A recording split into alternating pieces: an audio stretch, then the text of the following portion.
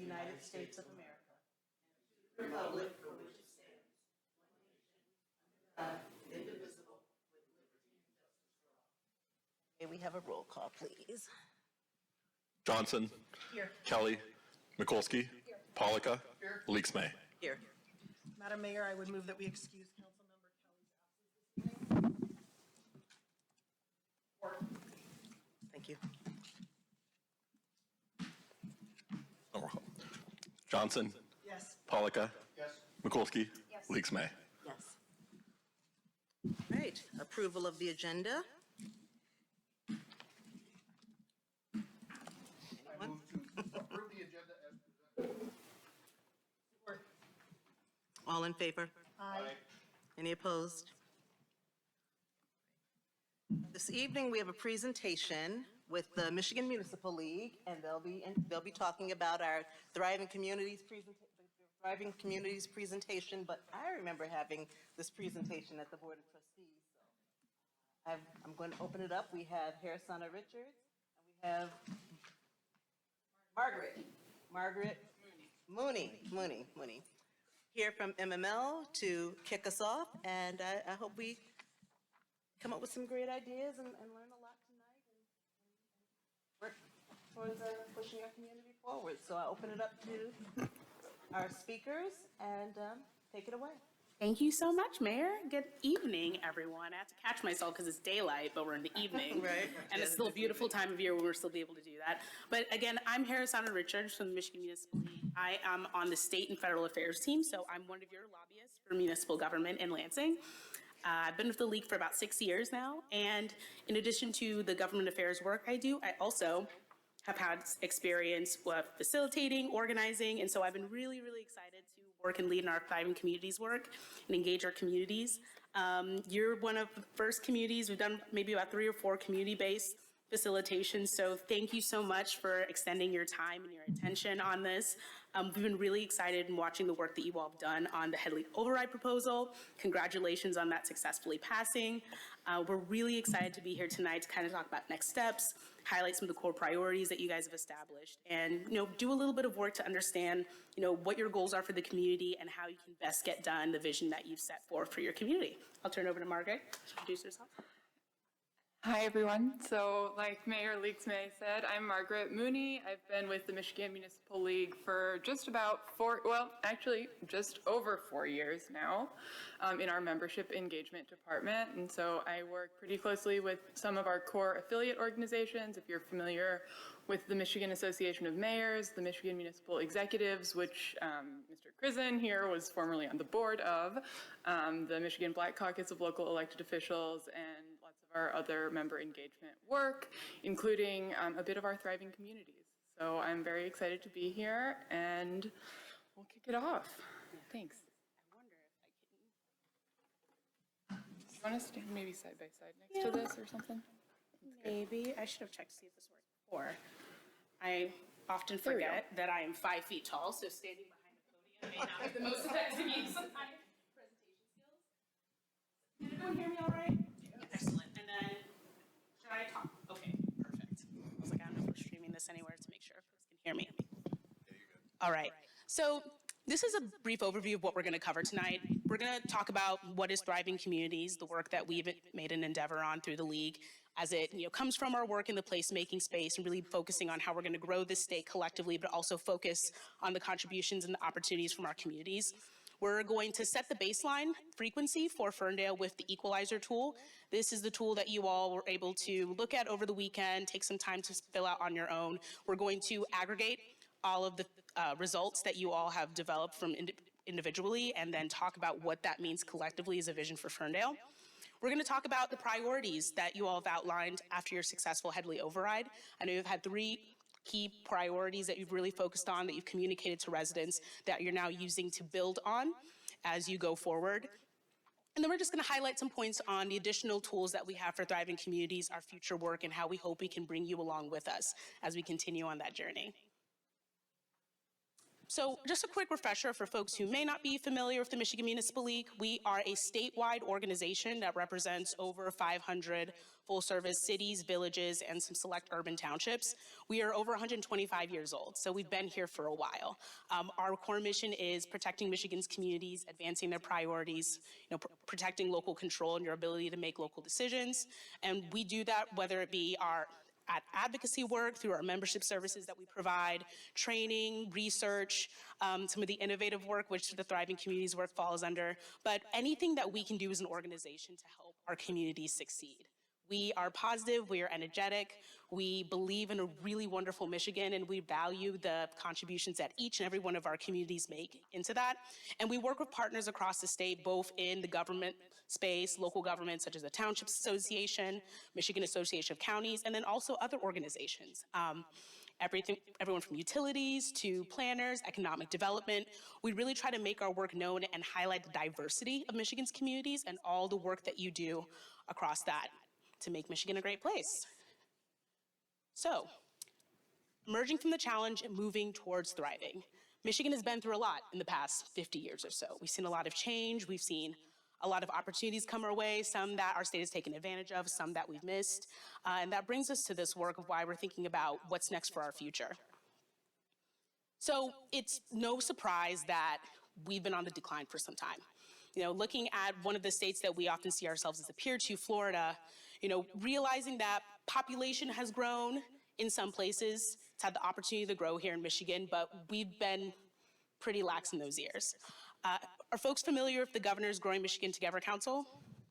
Yeah, so we were part of that a couple of years ago, and it really highlighted how our population has significantly dropped over the years, and now we're really bearing the brunt of that, whether it be trying to find folks to fill jobs, have opportunities for our state, economic development, and being attractive to other industries coming to our state. But we realize we really need to focus on the people. The people are the magic that makes place. And so we really need to dig our heels in and do the work to catch up to some of our competitors like Florida, like California, like my home state of Tennessee, that are drawing people in, day out, and really building economies that are thriving because people want to be in those places.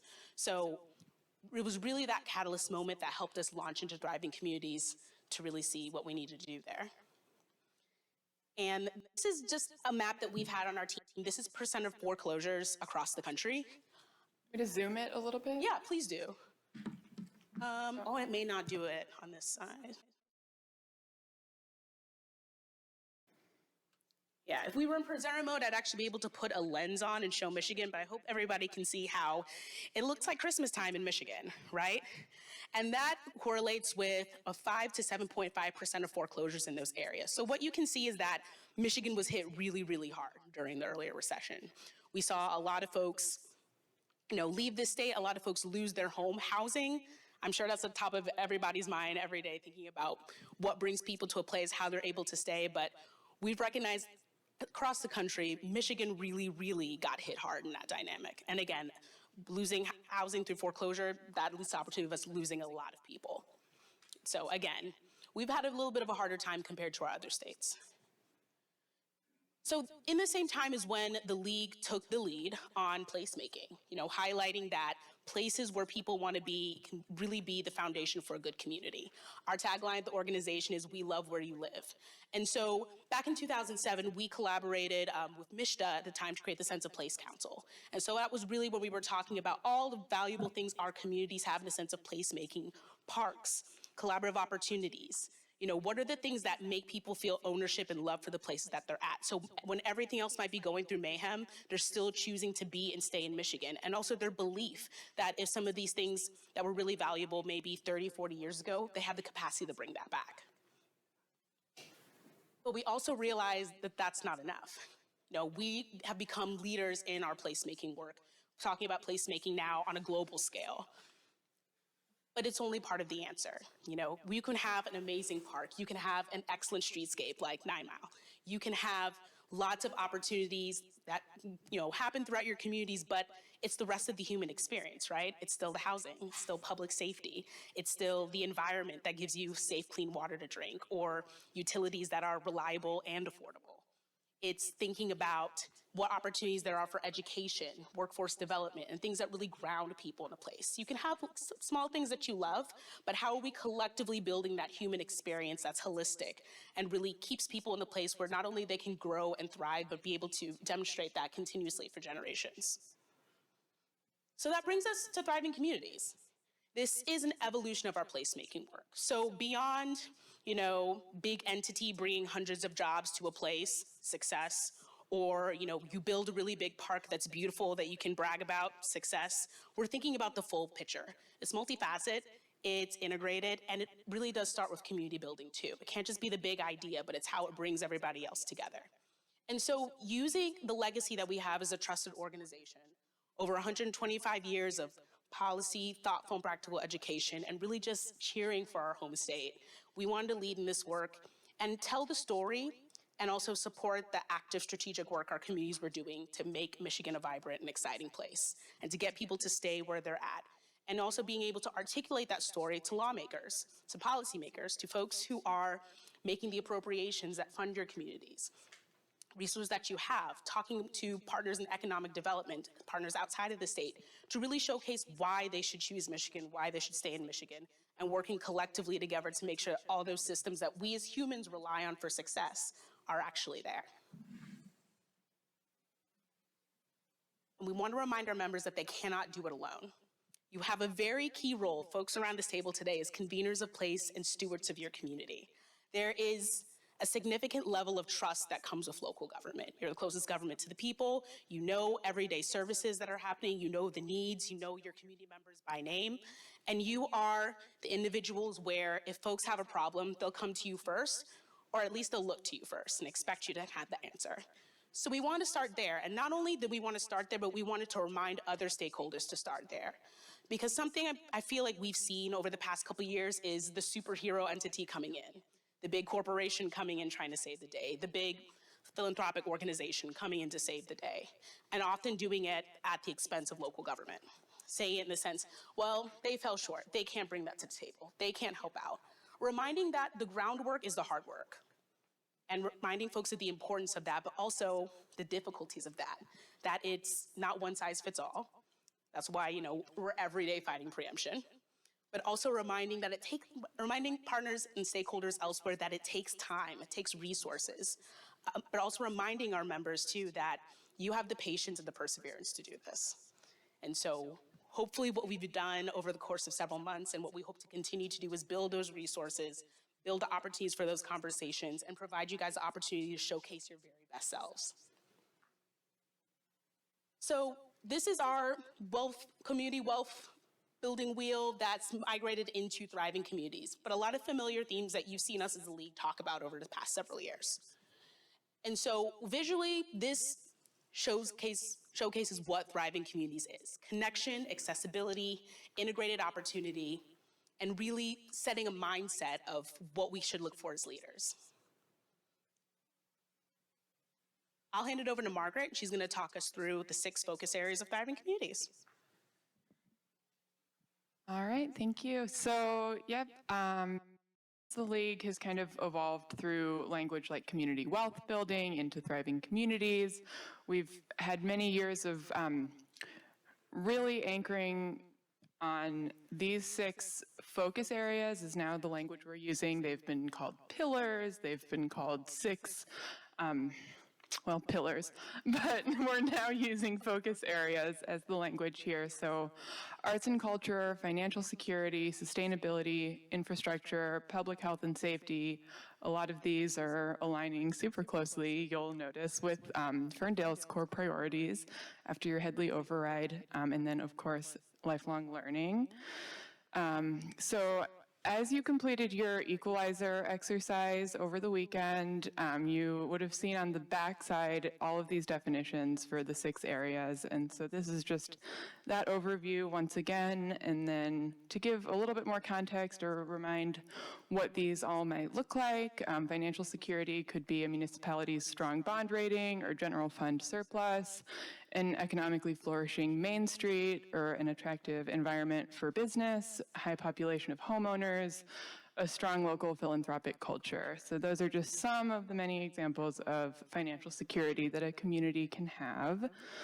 Sustainability is, of course, keeping the environment in mind. Environmental sustain. Oh, this may have gone out. That's okay. Oh, here it is. Environmental sustainability, recycling management, climate awareness, and weather resilient infrastructure. So again, these are just some of the examples. But infrastructure, that's a lot of times you think roads, transit systems, utilities, walkability, and accessibility is a big one.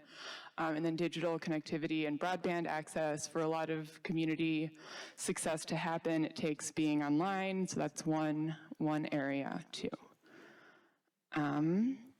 Arts and culture, and so I love arts and culture, and I know that the city of Ferndale does too. You are really leaders in that, but this can look like festivals, celebration of culture, museums, historic landmarks, recognizing, the community's history, all of those things. We love when we see our communities doing that all across the state, because many communities have really just beautiful and rich cultural history, heritage, all of those things. And so it's awesome when those celebrations can live in your downtowns and in your community spaces every day. And then, community events for religious, ethnic, or other identity recognition. So again, this can look like a lot of things, but Ferndale is doing a really great job with this. So I wanted to say that.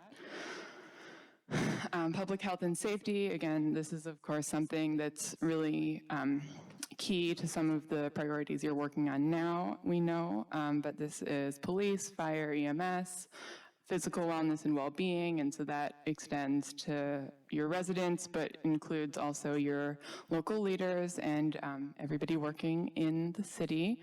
And then emotional and mental safety. So again, this can look a lot of ways, but finally, lifelong learning. This is access to high quality education, things like libraries. I noticed we're right by the library here at City Hall tonight. K-12 and continuing education, higher education, and like Harrisana mentioned, workforce development and making communities places where people can advance their career, learn, and succeed in their life as individuals. So these are 6 of the what we call focus areas of thriving communities, and it all kind of goes on with the backdrop of trust and belonging. So these are, trust and belonging are awesome words that really, you hear the word belonging and it's feeling like you're at home. We love where you live. It's feeling like you're welcome in your community and you have access to all of these opportunities and are able to succeed. Trust and belonging anchors and connects, emphasizing trust in neighbors, community leaders, local governments, and other partners, building the connection between community members and the places they inhabit, and offering participatory agency to access resources and social networks. So that's just a great big fancy way of saying trust and belonging is super important.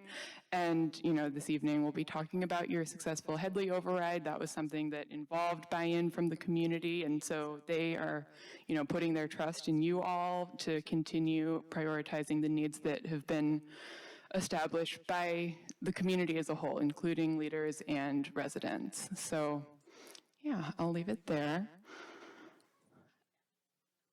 And I'll just add a point if we go back to the last slide of the wheel. In these 6 focus areas, it may not be the city taking the lead or administering all of these. I want to highlight that. Every community is different. Some communities are doing everything you see identified in this wheel.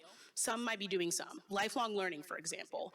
In many cases, the municipal government may not be tied into the schools. They have separate governance, community colleges. But think about it in the context of the environment that you foster that allows these things to be successful, right? Like, is this a community, or is your community a place where you encourage learning? You encourage diversity of thought. You encourage and support opportunities for maybe other entities, for example, in a workforce development program, to come in and help collaborate and foster that type of opportunity so that people in your community do have the place to learn, advance their careers, advance their knowledge, and be successful in that capacity. Same thing for sustainability. That's a service many communities outsource to a private hauler, for example, for their trash, or recycling if they work collaboratively with another entity to do that. It's still something that there needs to be an environment that creates that to be a place for that to be successful. So I wouldn't, if some folks were, just because we do want to remind folks that you don't have to be the mechanics and the administrators of every single one of these pieces. It's more of thinking about the environment that you foster with that. But what I will say, especially for those who are in elected leadership, trust and belonging is so important, especially recognizing that many of you who are elected are conduits of agency for the citizens that you represent. I'm sure a lot of you have folks come to you to express things that they may not come to a city council meeting and be able to express. But are you accessible in the sense of administering their agency? Are you hearing them and listening to them and putting them in a position where I trust that person to recognize where I'm coming from, even if they don't agree? But they're in a place where I know, as a local individual in this community who contributes, who pays their taxes, who lives and thrives there, that they have the ability through many different avenues to feel heard, to feel included, to feel respected, thus bringing in that anchor. So in all those different areas, they truly do feel they have trust and belonging.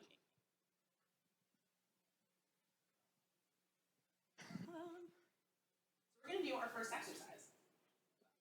So does everyone have a phone or a laptop or some sort of technical device to work with? Just maybe a show of hands. How many folks have used Slido before? Okay, cool. So we're familiar with it. So we'll be using that a lot tonight. And the cool thing about Slido is you can probably keep this window open or the app open wherever you are, and it will automatically change to whatever we're doing at the time. Yeah. And if you don't have the QR code, if you go to slido.com, you can enter Ferndale in. You'll get there just fine as well. So if you're having some issues with that, because I know we're at a funny angle for some of you at the table. So we're going to do an activity that's kind of just starting things off, asking what makes or what could make your community thrive. Now, this is single answer words. Feel free to put as many submissions as you like. We're going to play around with this and create a word bubble, which we'll pull up shortly. But just think about, what do you love about Ferndale? What makes Ferndale a thriving place? Or if you're aspirational about something that you really think could be meaningful, throw that in there. And we'll have a quick conversation to kind of see what we all start to visualize. We'll take about 2 minutes and do this. Get the slow ones. Want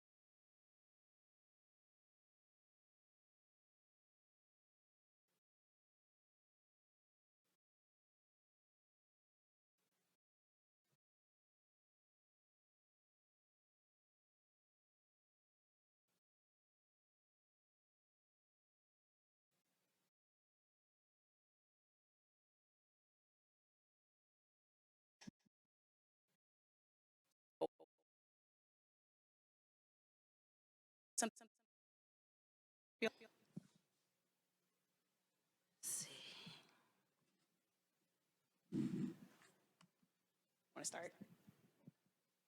You're just throwing it? Yeah, I was one of the people ones.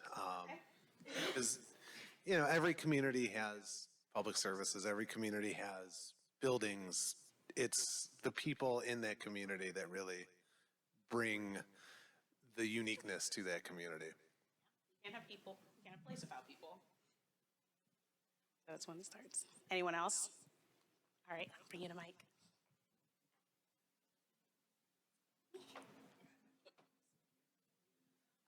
I put fiscal sustainability as my first. Maybe it's just top of mind recently. You know, at the end of the day, if you can't find the right way to allocate your resources towards the needs of the community, it's kind of all for naught. Need resources to make things happen. All right, last one. Anybody else want to take it? I didn't get mine in, but I think trust is big, but we hear that a lot in our community. And I think when, the voters and the taxpayers and, you're paying your taxes, you want to trust that your city is going to be good stewards of that. So the transparency, how it's being used, what they're doing with it, all that stuff matters.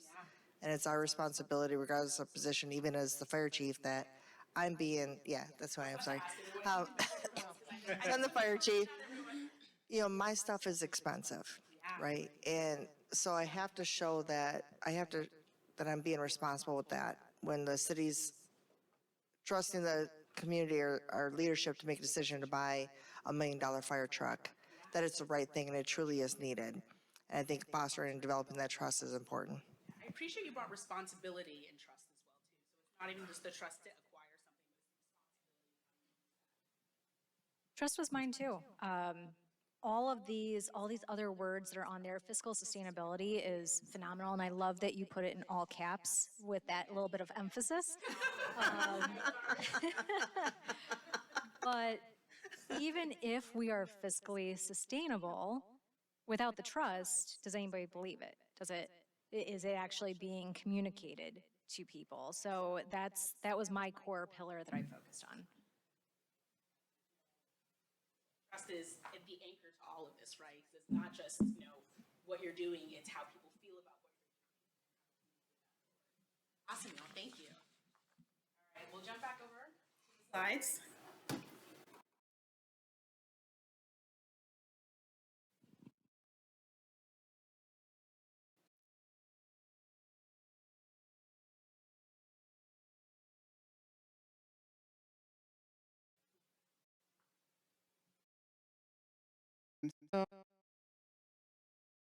Okay, you're okay.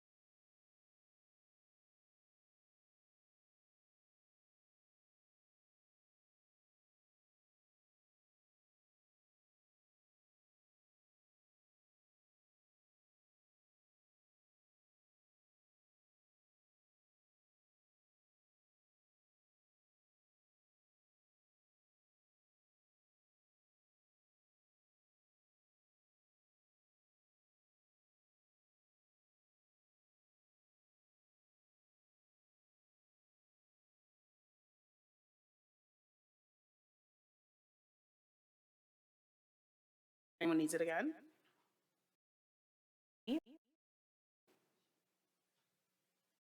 Start with these now. A note to everyone, your answers are anonymous. So right now you're not going to see what you've selected. No peeking, no cheating off of your neighbor's paper. This has to be your own opinion. But feel free to be honest. This is a safe space. What we're going to do on the back end is aggregate these results together. So we'll get an average of the room's contributions. So right now you should have up on your Slido where the question of where you would rank financial security. You can go ahead and make those submissions. And so how we're going to do this is we're just going to sequence through each of the focus areas. And in Slido here, you will be seeing stars, but it's 10 stars, and that lines up directly with each of the 10 notches on the focus area lines. From top to bottom. Yeah. Bottom to top, sorry. Yeah.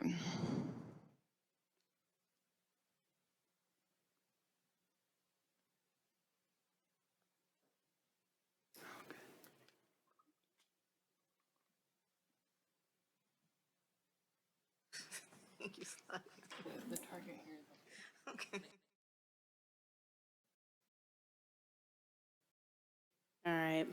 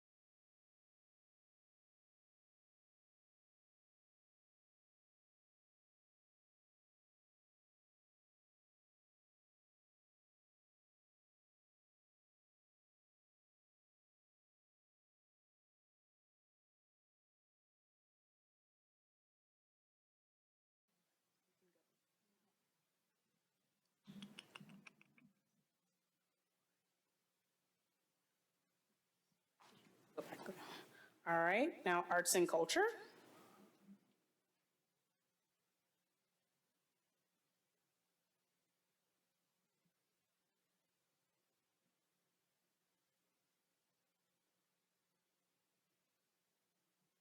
All right. Public health and safety.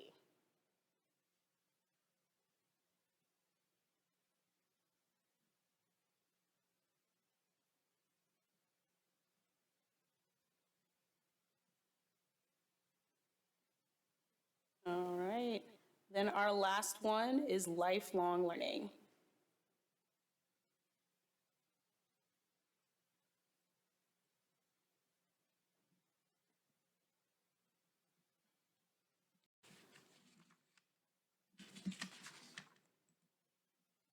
All right, thank you, everyone. So if we look to the bottom three questions, while Margaret tallies up what the results are for your frequency, we're going to go through those in Slido. So a little bit different. This is one where we're back to the word cloud. But what is one thing that your community can show off? One thing that you are proud about in Ferndale, that is an opportunity that if you had to pitch somebody, this would be what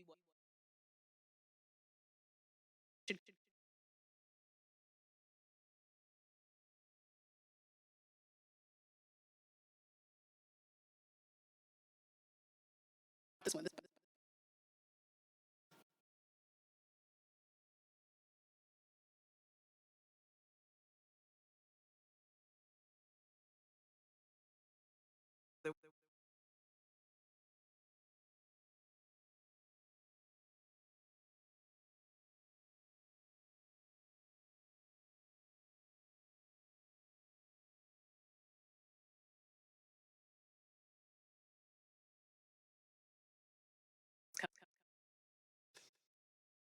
Just one.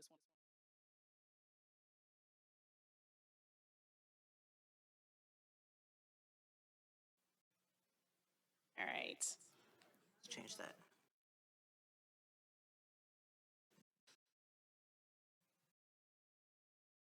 Opportunity for your community to find got y'all stumped every day at work, at the council table, when you've tried to find just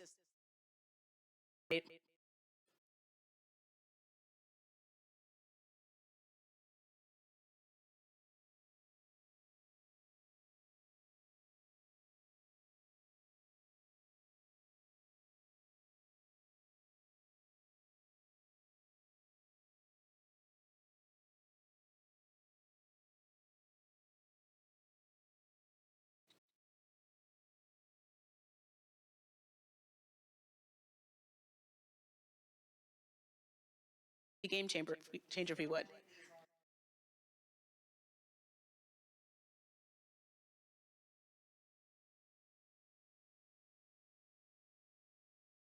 Anyone want to elaborate on that? We don't have one? Okay, okay.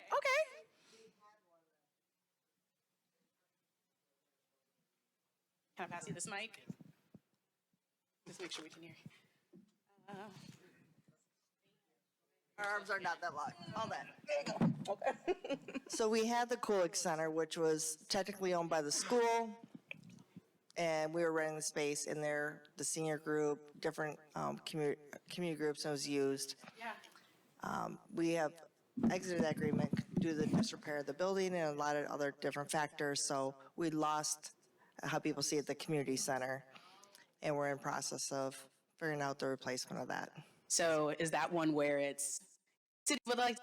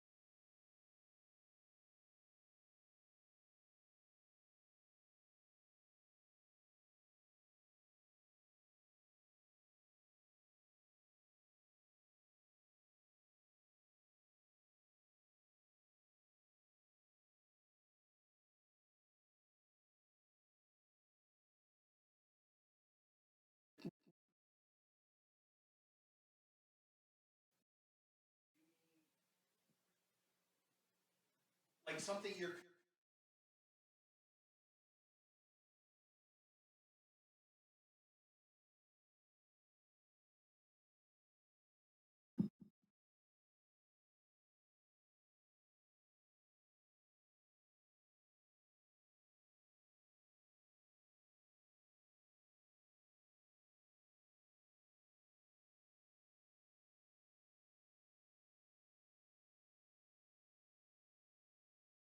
figure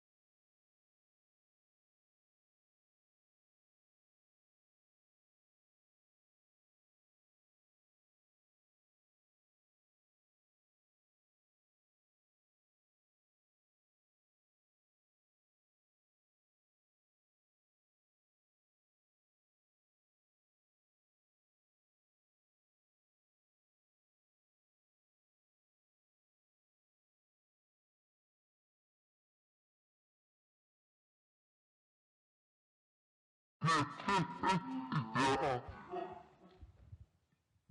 with the downtown development. Welcome to downtown from communication and what the heavily overall to the communication general is patience within verifying things with opinion as, and I think that bitching with Facebook communication means I think guys that we have to meet that they receive most their communication. How do we show up on effectively to get ahead of not following text or email or website? What are the even paper? Like what are the ways that people need to receive communication, and how do we ensure that we have a clear message for them to receive? Yeah, I appreciate that so much because the form is very important, but also anecdotes versus facts, like which comes first, because the anecdote can be just as powerful as presenting data information, but I really appreciate that you talked about the forum and the environment for that. Coming on to the Facebook part, that there's such a divisions, like some people who have strong opinions and very much pay attention to what's happening in the city are cut off from like the Ferndale Forum. And so we get divisions of different groups talking amongst each other, and we don't get a common forum because some people would actually have opinions that say Ferndale isn't perfect, and they get cut off from the Ferndale Forum. So that's one of the problems with communication. Yeah, and that ties into trust and belonging too, of finding environments where we all can be heard and we can all be able to share on an equal platform. Yeah. All right. Well, thank you guys for this one. Margaret, I think we're ready with the equalizer, right? Yes.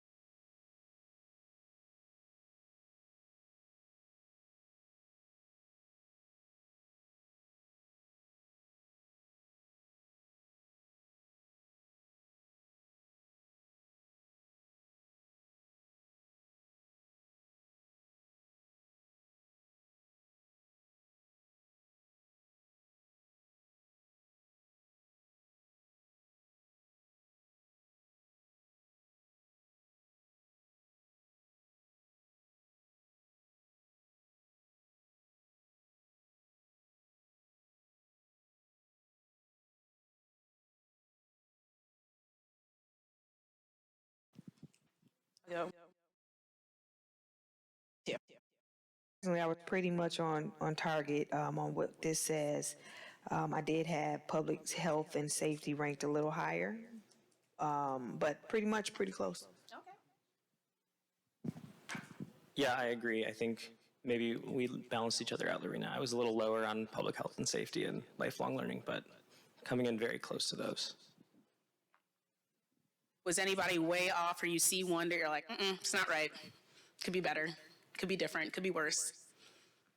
Because these can also vary, right? Because we did this collectively of everyone, both elected and staff.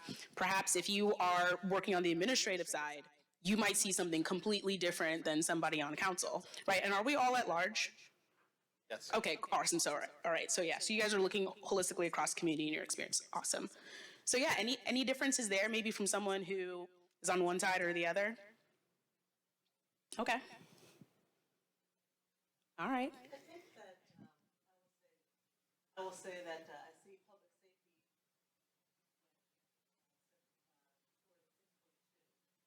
I went a little bit under that because there's so many different aspects that can change in your community. So when I think about like our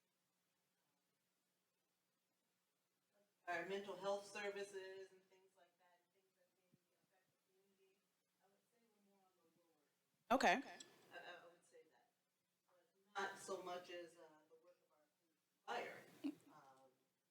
Yeah. Okay. You know what I'm saying? Yeah.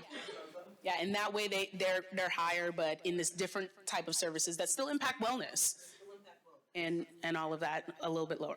Now, thinking about the goals of the Headley Override, and we'll talk a little bit more about this later, are there any of these that you envision shifting and changing? And I want to emphasize too that when we change one area, likely there's going to be a change in the other. Like, you know, right now you're at a 5. We start making investments around infrastructure and public health and safety. Like that might go down a little bit because we may not be as complete with investments as we were obviously before we started spending money.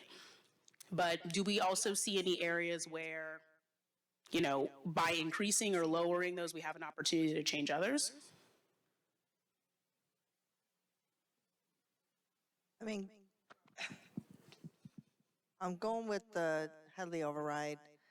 And one of the things on the original one, there was a rider for like the new public safety facility. When we redid it, we took that off. However, if we get back to that, that's going to impact multiple of those.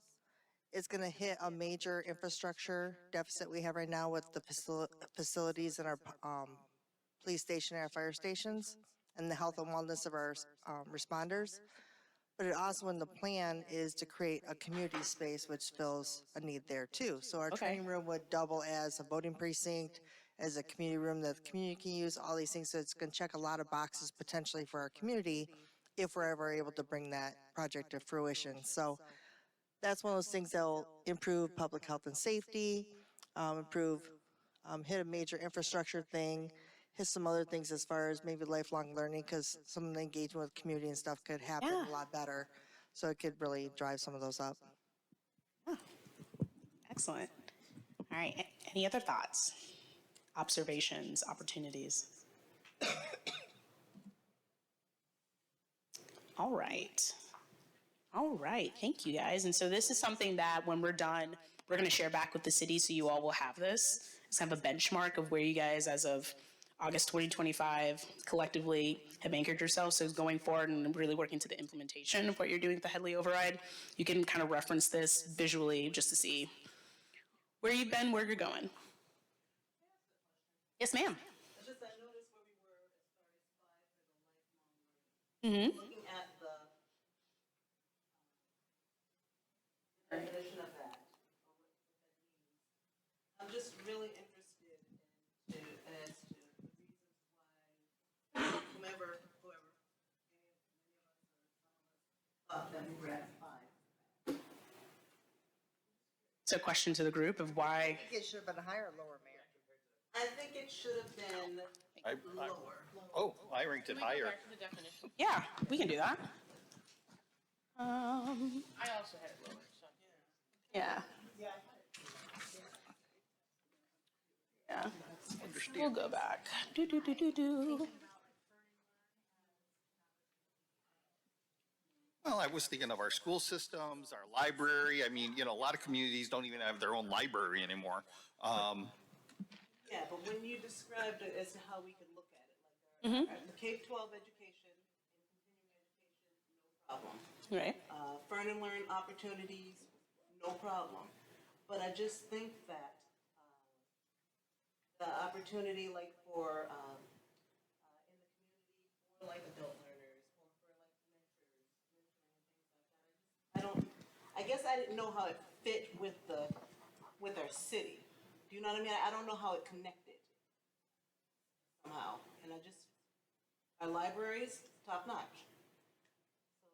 So I just, that was my first reaction, like, no, we're not at a 5. Yeah, I feel like in the community, there's a missing piece of like adult opportunity. It's something we've heard a lot when we do community forums, like for the parks, we get feedback. We don't do anything like workforce development, really don't have great relationships with the state or with regional partners on those topics.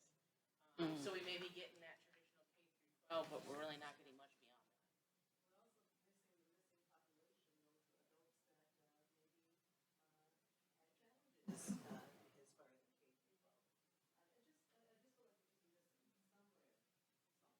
Yeah. You know what I mean? Yeah. Yeah.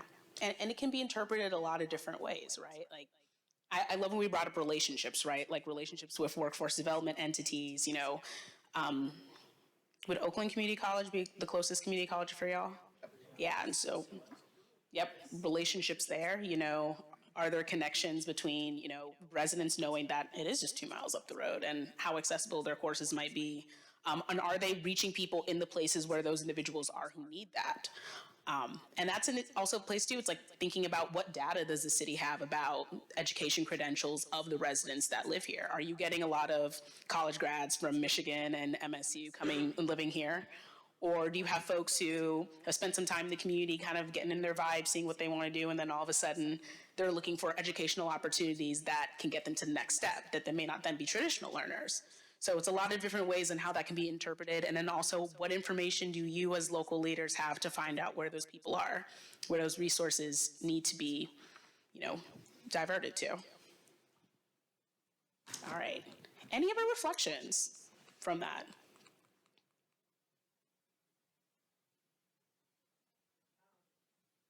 Yeah. I'm glad to see for the most part that we are pretty much on target. And it didn't vary too much. So then we all are kind of in agreement of what needs to be improved or what we're already successful in, and we can move together in that effort to make whatever we need to change. Thank you. All right, so we are in a natural spot before we jump into our next big activity, which will be the remainder of our time together. Do we need to do a quick pause? Anyone need to run out, make a phone call, take a bio break, anything like that? I always ask because I hate to go 2 hours and just have people like at the end. All right, awesome. So we'll jump into the next part of our program. Let's talk about trade-offs. Are folks in the room familiar with this term, trade-offs at all? All right, we live and experience them day by day, but oftentimes we don't name them. So just a quick and simple definition of trade-offs. This is the immediate long-term consequences of a behavior, action, or inaction, right? Like, congratulations, you passed your override. You have demonstrated trade-offs and communicated that to your community and given them, this is what will happen if we can do this, this is what might happen if we don't. And you've put the decision in front of them, they've made a choice, and now they're moving forward with you in that opportunity. And so now the real work on identifying those trade-offs is about to begin. So every decision includes trade-offs, right? Asking the question of the pros, the cons, you know, the consequences of an action, they're in everything. You know, as humans, we are avoidant by nature, right? Avoidance loss is a big thing for people, and I'm sure everyone has experienced this in the course of the work that they do.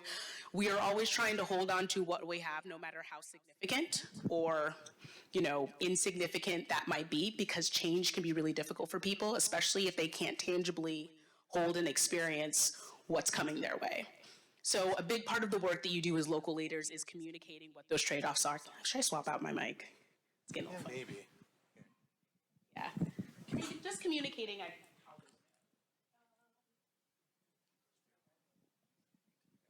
Take a mic, anybody. Give me the crappy one. Thank you. I don't know if it's just the connection or maybe the battery. Yeah.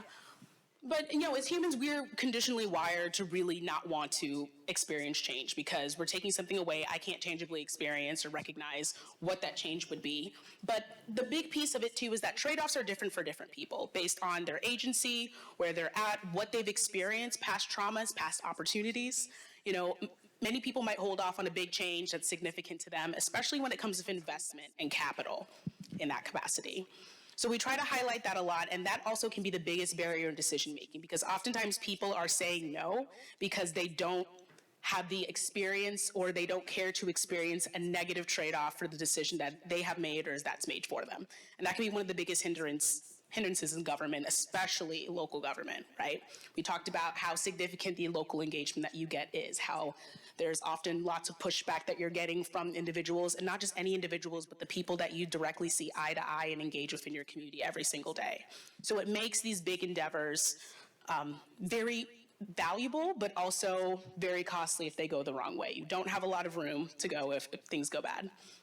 So a big part of the work that we're going to do today with the trade-off tool is understanding trade-offs, trying to put yourself in the position based off of your role of understanding what those trade-offs might be for different people, different communities that you represent, different stakeholders, right? Because we can talk about trade-offs in the sense of recognizing, understanding what your residents are going through, but also from the stakeholders that you're seeking to collaborate with. You know, what are the opportunities that are present for them? How can you bring them to the table to be successful in collaboratively what you're trying to do? And to make sure that, hey, maybe if there is a negative trade-off in one capacity, how can we potentially alleviate that in another form? So we did our homework. We looked at the website. You guys had a really great and super informative website on the Headley override, by the way. Explaining Headley to anybody is already like, woof. But what you guys did was really, really cool. And I appreciate too, in the context of what you have available, you know, publicly, you talked about what didn't work at the first attempt at this, how you corrected it, and then reevaluated and then reassessed what those core priorities are. So we found the 3 priorities that y'all had together: sustaining quality public safety services, maintaining and repairing aging facilities, and prioritizing the health and safety and wellness of its civil service staff. So really meaningful priorities. I see a lot of interconnection here. I see a lot of themes on, you know, public safety, the collective infrastructure and services that help those services operate. And then the quiet part is the money, right? Because we need investment to be successful in all 3 of these. And so I think what you guys did and put this together, it was really good.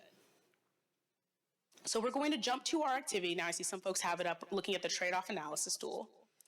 So we're going to do this in some different parts. Some of this we're going to do together. Other parts we're going to break up as teams and kind of talk in small groups. And we're also going to bring it all the way back and have a group discussion on this. So this first page, and feel free to fill this out as you go.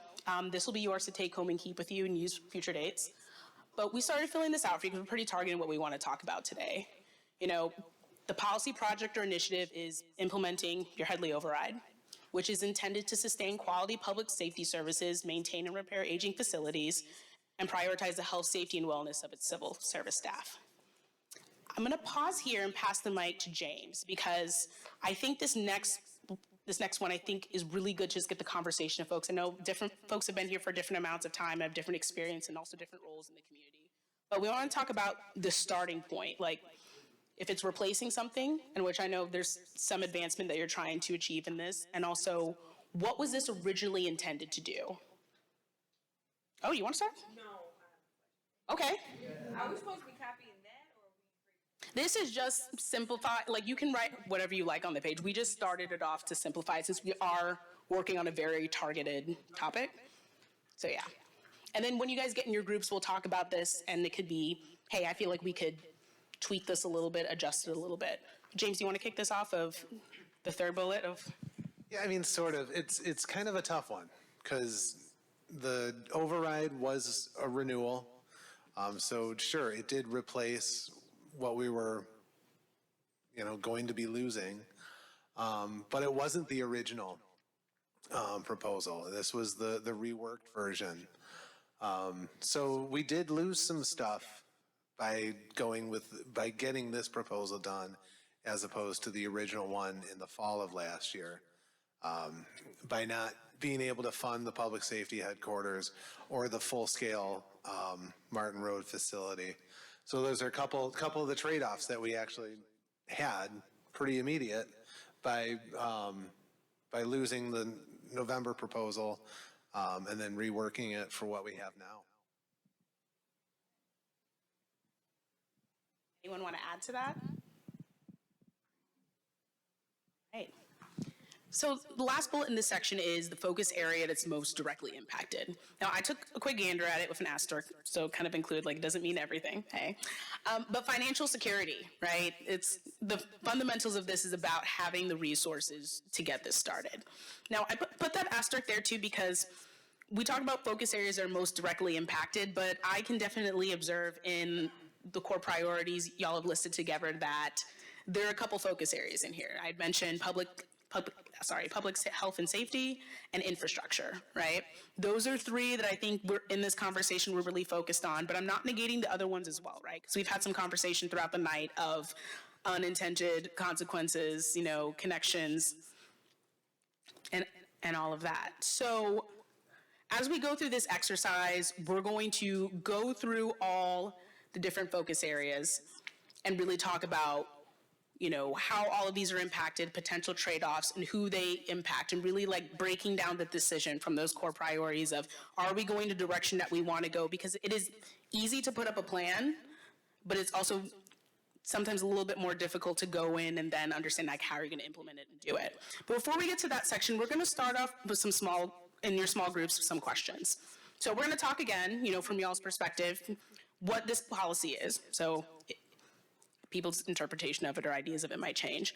But the later three bullets, you know, what are the challenges that come with this? I mean, one piece that sticks out to me is that it's taken many iterations to get this across the board with buy-in from your residents. You know, thinking about that, like, are there challenges that present itself? Like, some of the things I've heard tonight is that we've limited some of the goals that we were originally trying to achieve in order to get that buy-in. Like James said, that's a major trade-off in that.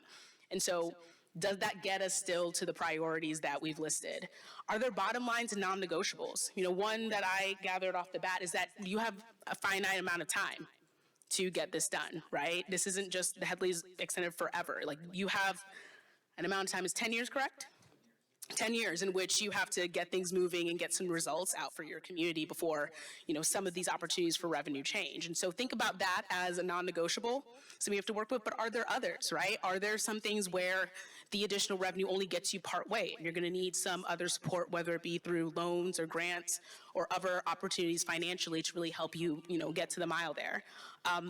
Thinking about who you're going to bring to the table. Are there contract requirements? Are there certain individuals or certain companies or certain contractors that can help with that? And there are only those set people. So those are some of the things we want to start talking about again too. And then we talked a little bit about this earlier, but like, what are the assumptions that are being made about this? Again, we can put out, you know, the priorities of our vision of where we're going, but when we actually put it into practice, is there still some hesitancy that's coming from the community, from stakeholders, from partners, and things in the sense of communication that we're going to have to adjust and clarify along the way? Again, we talked about proactive communication, right? Are there things you're going to have to get out ahead of in order for them to ultimately be successful and implemented? So this is the time to start thinking about those things now. So we'll start with these questions. I will start cycling through. Yeah. We can do 3 groups. Or, we can count off by 4, yeah. We mix it up. All right, we're gonna count by 4 to 4 and then restart. We're back in grade school, right? And then this is such a cozy room. What we've provided is some stickies. They can tear these off and stick these against the wall. We have markers. This is papers that you can do whatever you want with. If you're brainstormers and throwing ideas up there, we can do that. Later on in this process, we're actually gonna work on laying out the community partnership map. I know you guys already have like the living map here at Ferndale already, but we talked a lot about stakeholders and partners. We're gonna start mapping those out to identify who those people are, so that you can either do it on the small worksheets that you have in front of you, which include the instructions, or if you want to get big and get busy over here, you can also draw them out on your map. Don't worry about making the connections yet. Just start drafting out who are the people who are going to be in play for this. And then independently, if we have enough time tonight, or if you guys want to take this home and do it later, you can start building those connections on how you want to build out, you know, do we have a working relationship with this entity or this subsect of the community or this partner? How can we develop that? And we can move forward from there. So Margaret is setting up sections. Yes. The whole area away. In each group? Yes, who are my council members? All right. Oh, I just saw your hand there. Okay. All right, so I'm gonna do 1, 2, 3, 4, and then y'all scoot back in your chairs real quick. All right. Then 1, 3, 4. 1. 2, 3, 4. Oh, 1. Okay. 1, sorry. Okay, so remember your numbers. Council members, go to your pre-assigned groups. Yeah, I'm 2. You 2. You're 1, 2. Okay, so now. I think you're 3, and you're 4? I'm 3. Oh, Yeah. okay. Yeah, okay. 1, 2, 3, 4. I did that weird, I'm sorry. All right, and then, all right, we'll have group 1 over here, group 2, and then maybe on this back side, 3. Okay. Yeah, 1, 2, 3, and then 4 by the door. Oh, that rhymed. Look at that.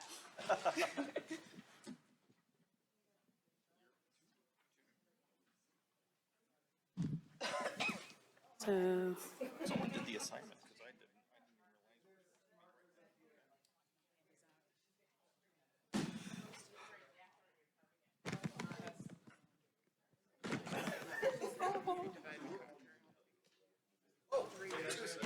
oh, I got 2 To more. go that far. No, we're right here. Who else is 2? You're 2. You're 2. Awesome. Did you do the assignment? The other one? I didn't do anything.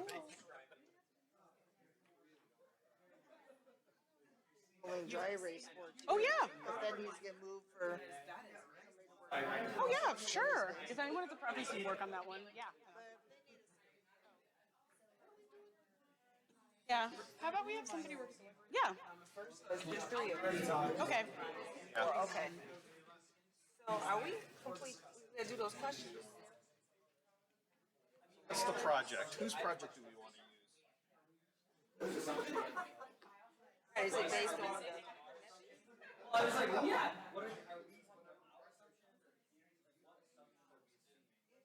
Well, I was supposed to too, but I didn't.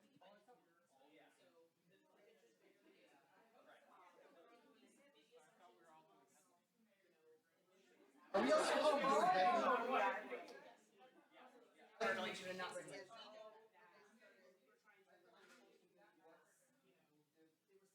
All right, so.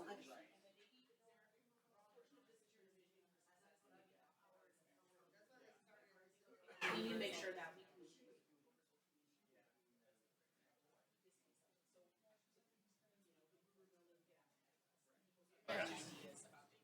All right, everybody might have a different take. Are we focusing on? Hey, is everything focused on Headley, what you started up there? That's what all of our conversations. so we're about when you thinking- started on that page up there, right? Yeah, so we're thinking about the implementation of those core priorities. So any projects that you have involved in that, any, big ideas and things you want to communicate to the community are, like, what, so we have the question, like, what are the assumptions being made? Like earlier, we'd heard, it can be difficult sometimes when social media gets out ahead of what you're trying to achieve. Are there things that maybe there needs to be a social media campaign that highlights, this is our vision for priority 1, priority 2, things that you can get out ahead of so that, you don't get the opportunity lost through misinformation, or maybe you just do some blanket facts about some operations in Ferndale so people can understand, like, what's the collective starting point. So, for example, community members don't think you're fixing a problem that doesn't exist. So really just, so we're looking at, like, if we're going forward and implementing this, like, what are the things that we have to do? We're required to do, our timelines, our the fullest extension of our resources, but also, what are the things that are super important for us to communicate, to illustrate, and to ensure that you can continue to keep the community on board. Right. I'm gonna float around too, so if folks need help, I'll pop into groups.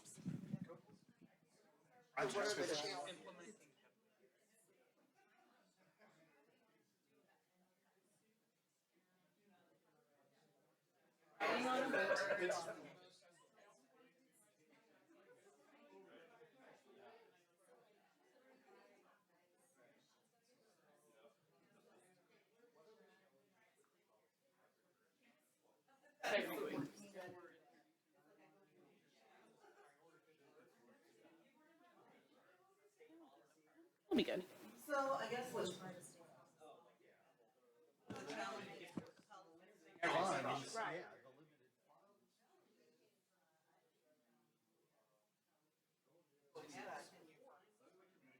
We are.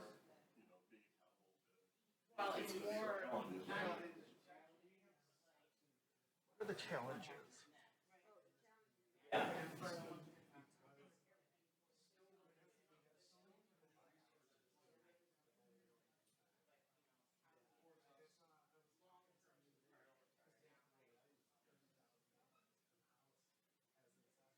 And you know what I noticed? I believe that.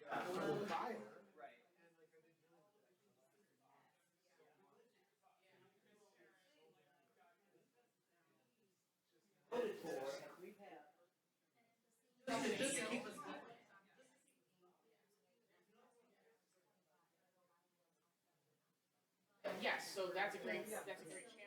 I was just thinking that too, like, oh my goodness. You know, when I first started. Oh.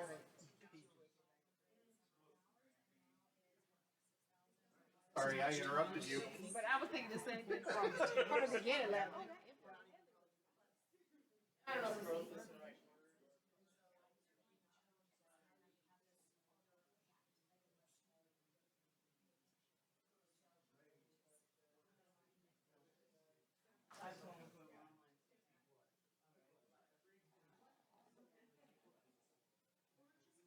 across the stage. Yes.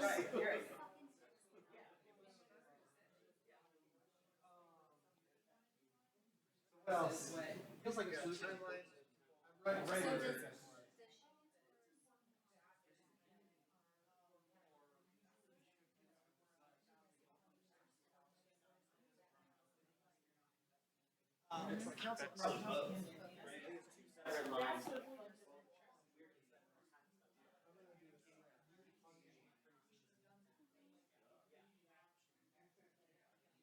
Council. Right. Yeah. It's like,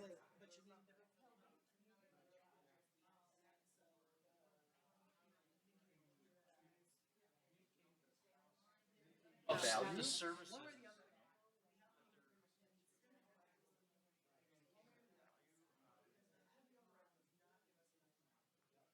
The challenge is still communication. We're left now,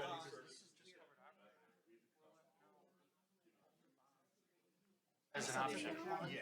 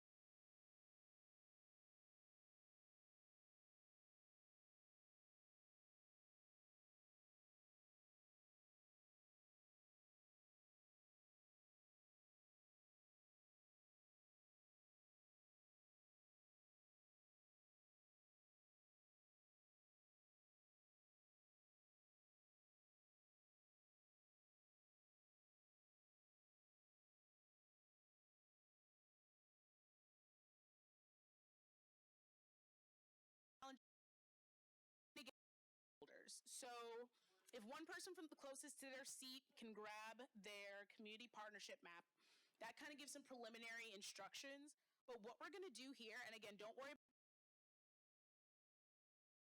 there, but we're going to create our ecosystem of stakeholders that are involved. How we usually do this is that we put the community at the center. Maybe we could do, since we're a mix of administrative and city council, if we see a difference in this, I'll leave this up to your group, but you can make like a little Venn diagram for Ferndale with both parties included. But, you know, you looked immediately confused at me. But go ahead. Yeah, so think like you have Ferndale City Council, Ferndale City Administration, right? You guys are obviously, we're in a room collectively working together, but you have different responsible parties, right? City Council is responsible to the residents.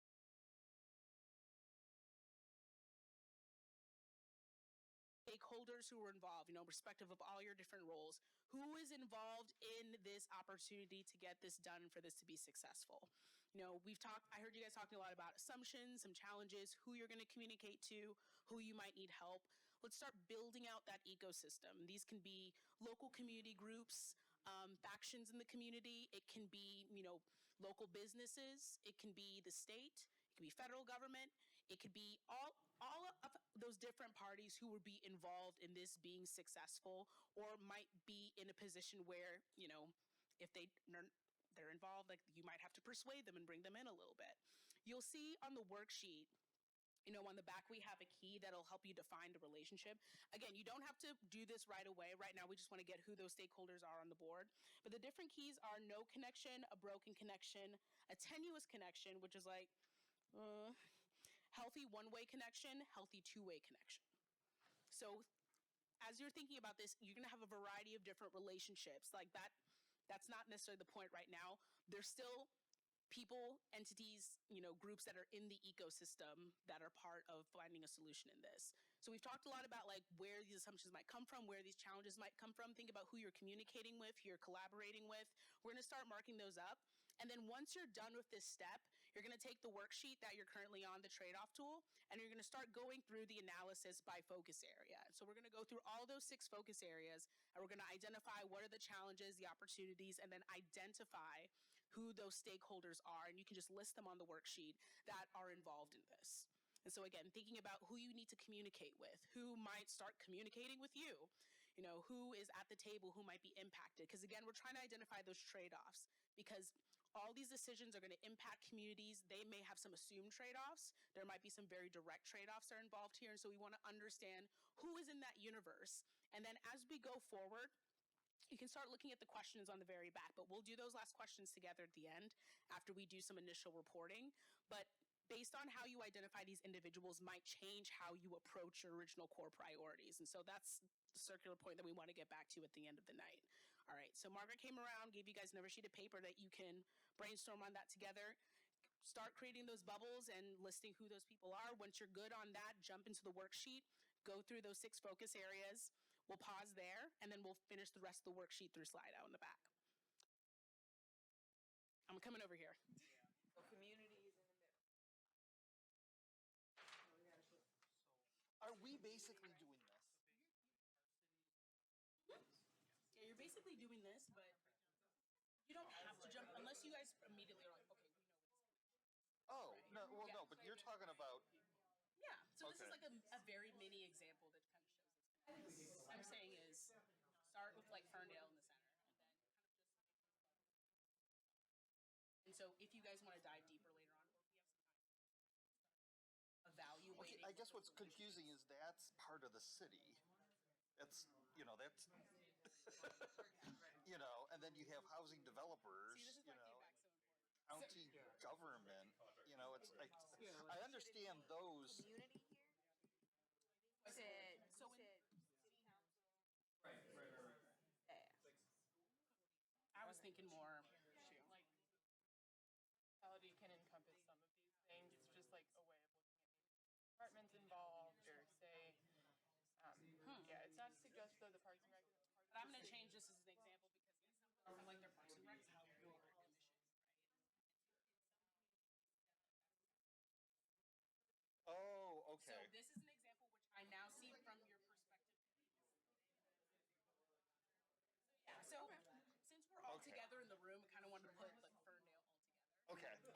so staff, council, Yes. yeah, okay. But if you want to make like a double Venn diagram, like a Venn diagram on this, because again, different responsibilities. True, yeah. Like, you know, law enforcement might be thinking of it differently than city council. Might be just different connections to the community. If you want to get that micro. If you don't, just. I think we'll just put one big circle. Yeah, if you want to think collectively. Yeah. Yeah, city. Yeah. Yes. Okay. Yeah, if that works best for you, let's do that. I will make a note for future examples that maybe.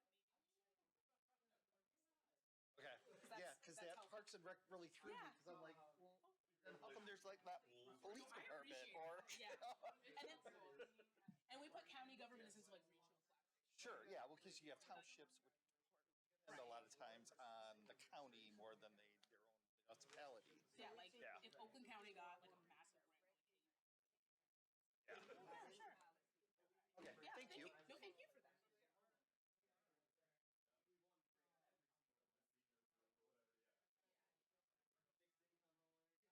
Other surrounding.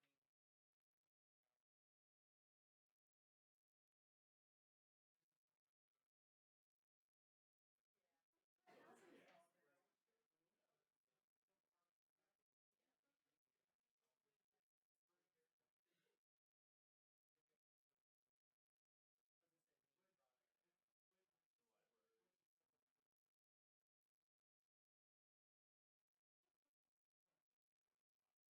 in the state. So how does that, how does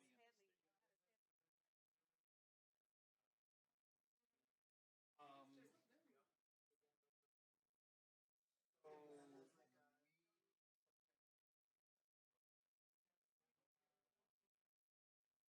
Apply for a grant because we don't have anything to match. And if we don't have the staff, how can we support like county, police programs? Want to get really specific, I think, without breaking it into like the residency. But we can also say,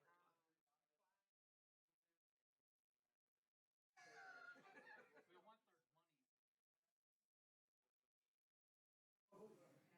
I think it is like relative maybe in the context of how we're going to answer.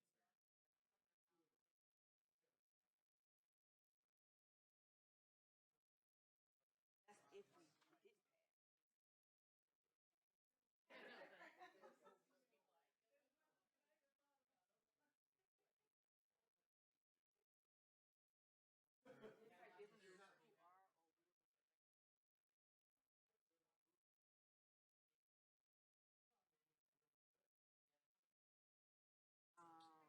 Okay, so at 7:30, what we can do is also. Yeah.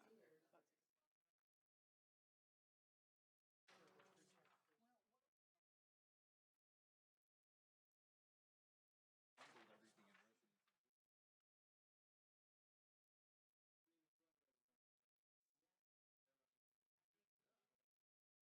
How are we?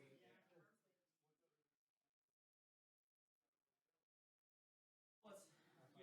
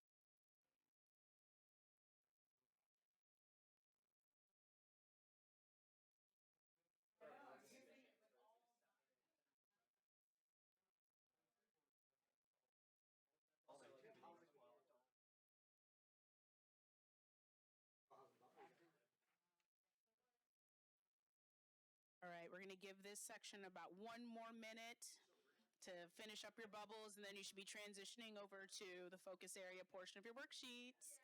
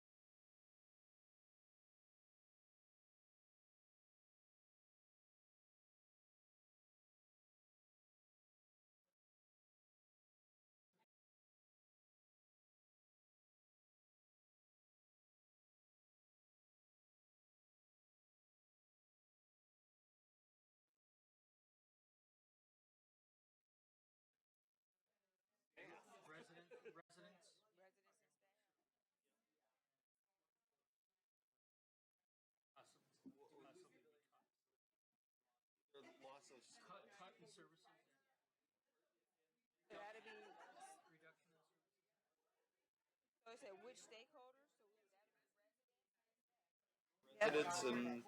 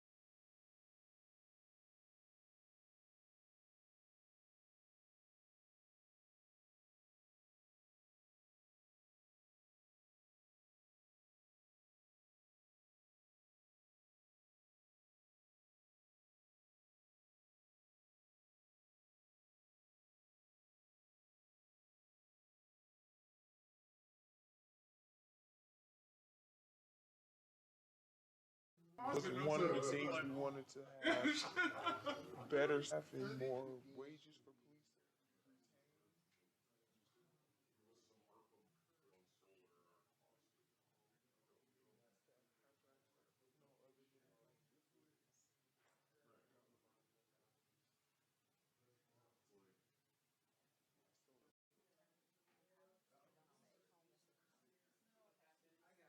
Thought I just got it back and then it. I got you. You're okay. Oh. Well, we could get even.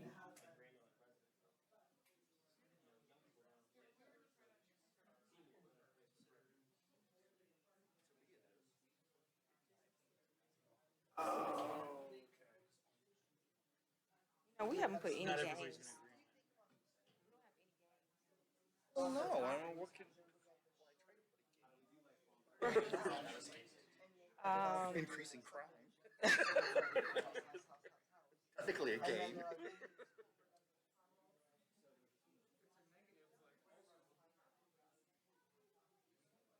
Hopefully have enough.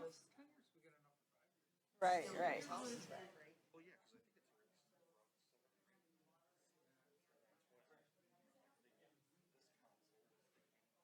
We always go back. Our gains are short term because we don't. All of them are really. Which is,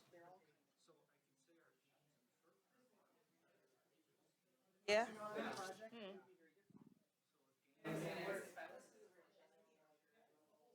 Well, public health and safety. Probably, can we just copy and paste it 6 times?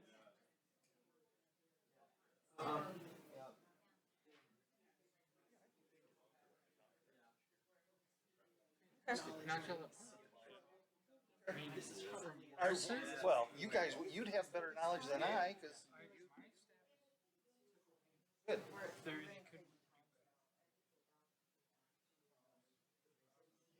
drawback, yeah, because there's some.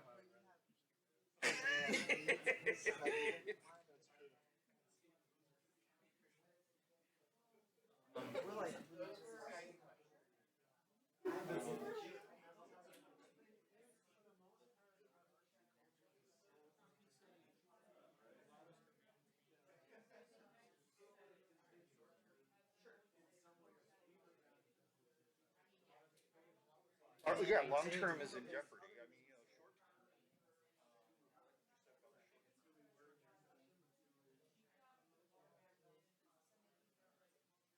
long-term invested is in jeopardy.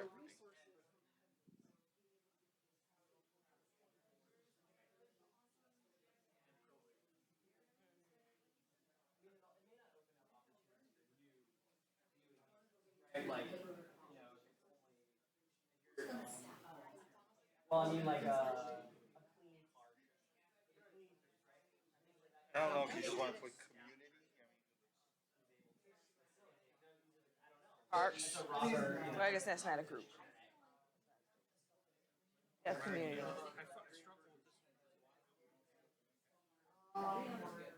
wait, when?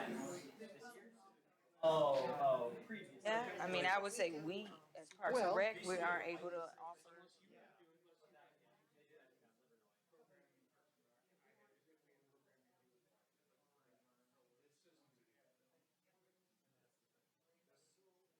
Where does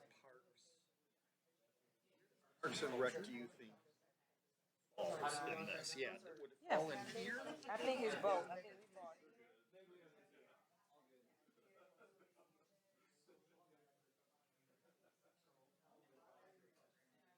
Well, if we. Less so about Headley.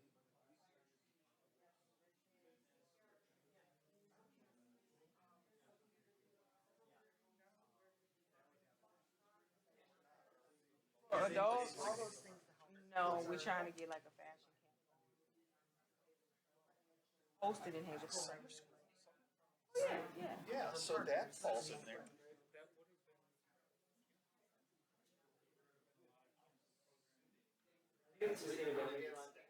Long-term.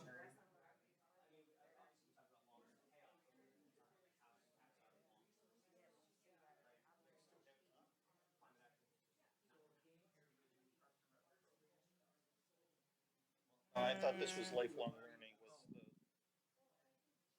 Well, I mean, we don't have the facility. Working on part of the facilities.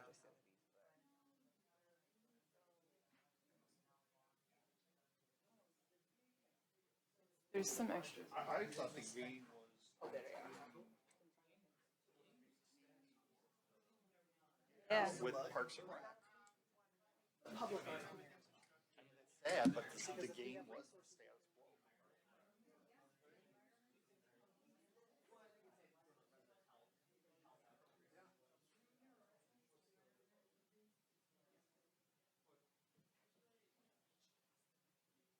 Losses were.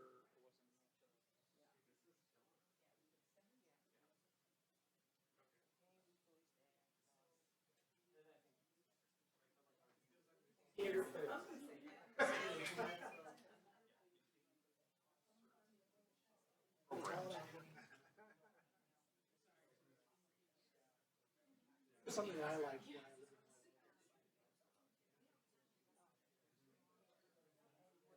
It was,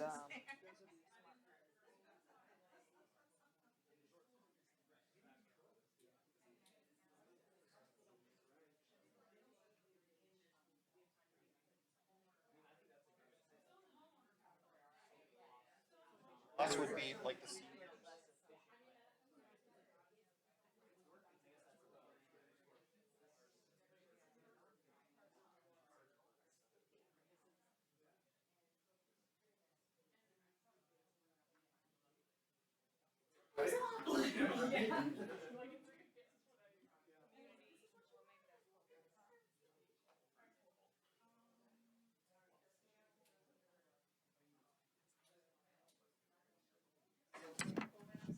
All right, everyone, we're going to give this one about 2 more minutes. You should have gotten through most of these areas. So jot down some final thoughts. 2 more minutes, and then we are going to do some reporting out by group before we jump back into Slido for the closing questions that we have in the reflection section. I'm sorry, you said sit down?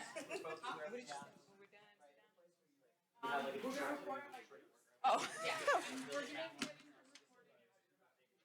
Okay, okay. Me? You're a public speaker. I'm only here for my penmanship. Okay, I'll carry my weight in this group. If you can even read it. Of course. Oh, yeah. I was like, oh, he can even write small. Yeah, except I don't have spell correct.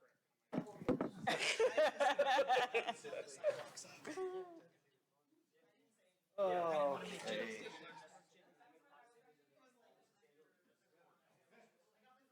Go in there, not the can though. If you set the can, I'll get it. No, she's the other one. I'll take it out there, don't worry.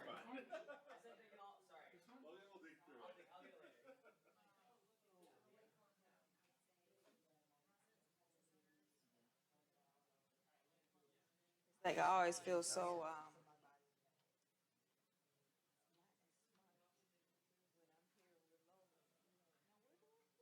Really? Cause I always want to put it in the room. She was looking at me with my mouth open going, like,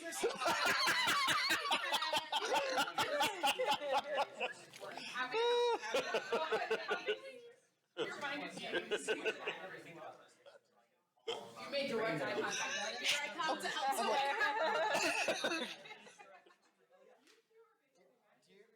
you're in, oh my God, yeah. Did you have to get okay, a whole vibe here, yes. You got, I got cream gym shoes, you got tan.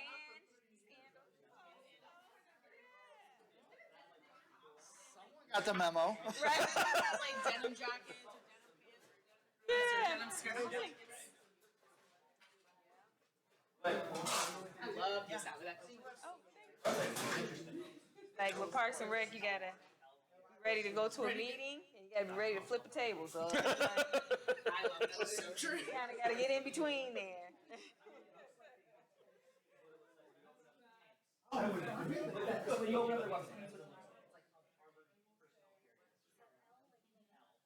All right. I'm okay. I keep him busy for Hello, is it going? Yeah. All right, so we know that you are diligently working and we've not been wanting to stop your flow, but we are gonna head in the direction of sharing out what you've come up with right now for that backside of the analysis worksheet. Is it? Okay, I can't tell. It kind of comes in and out. That's okay. So if you want to take your seats and do that, or should we just share out standing? Oh, yeah. Perfect. All right. There, see now. Go ahead, James. Okay, it's okay. What am I saying? Yeah. What are we sharing? So share really quick in 45 seconds or less. Top lines. Oh, top lines. Okay. So the top lines, financially, we were looking at the gains or losses. So the plus is we're not cutting anything with our current Headley, or what was passed, right? But we did lose opportunity. We lost opportunity to make capital gains that would have long-term savings. We lost opportunity to do the facilities, that would create investment and buy-in and attraction, right, for certain groups. So our stakeholders, obviously in this case, police, fire, labor groups, Parks and Rec, but also all of our residents, specifically youth and seniors in the case of the community center, or not having a community center. As far as infrastructure, thinking about we can allocate money to extend useful life, but again, we don't have extra capital for long-term sustainable improvements or improvements that would have a larger payoff, or maybe at the bare minimum, more so. From public health and safety, it's a talent issue. Will folks want to come work here in these current facilities? Again, same stakeholders, police, fire, labor, residents. We go to sustainability. It's not just, oh, we can't do sustainability programs, but it's, we have negative impacts on our climate action plan. We're not going to be able to meet our climate action goals. Okay. Because we don't have investment, or our facilities won't be able to have that long-term sustainable impact. That impacts all of our residents, but also our staff, our environment as a whole. Anyone with health issues, we could go really granular if we wanted to. Yeah. Lifelong learners, we don't have space for programming in the current iteration. That doesn't help residents who want to be lifelong learners. It doesn't help business owners who maybe need, have a gap that we could fill. You know, again, our youth, our seniors in that case, with like some of the senior specific or youth specific programs. For arts and culture, we said it was maybe not a negative impact. Arts and culture exists, and if we weren't here, it would still exist here in Ferndale because of the culture of the, you know, the community of the people, but that's it. Others? Did I hit it in 45? All right, sweet. Perfect. Yeah, thank you. All right, pass it down. Group 2. Thank you.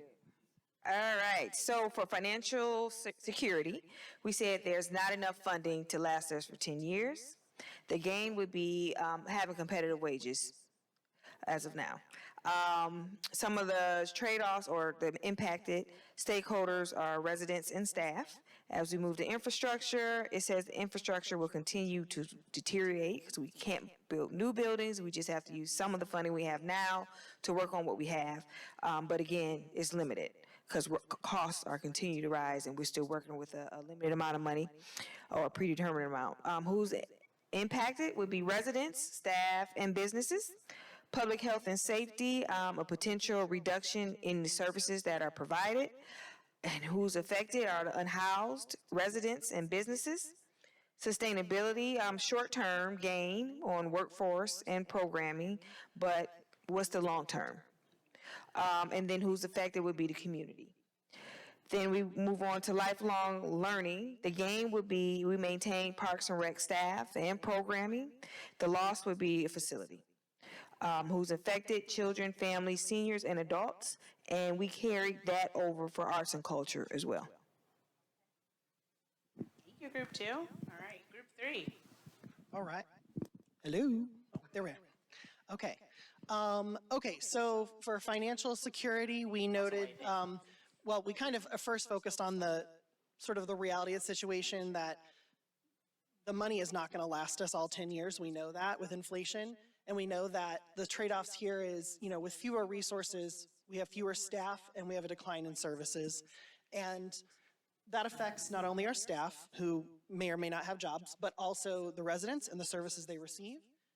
It also affects visitors to the city. So this really is an everyone. So you see we did a cop-out here. But that's because it's true. Yeah. So the community is not, yes, it's comprehensive. You know, everything that happens in here affects not only the people who live here and work here, but also the people who just visit here on a weekend, and that sort of thing. Which then leads into infrastructure.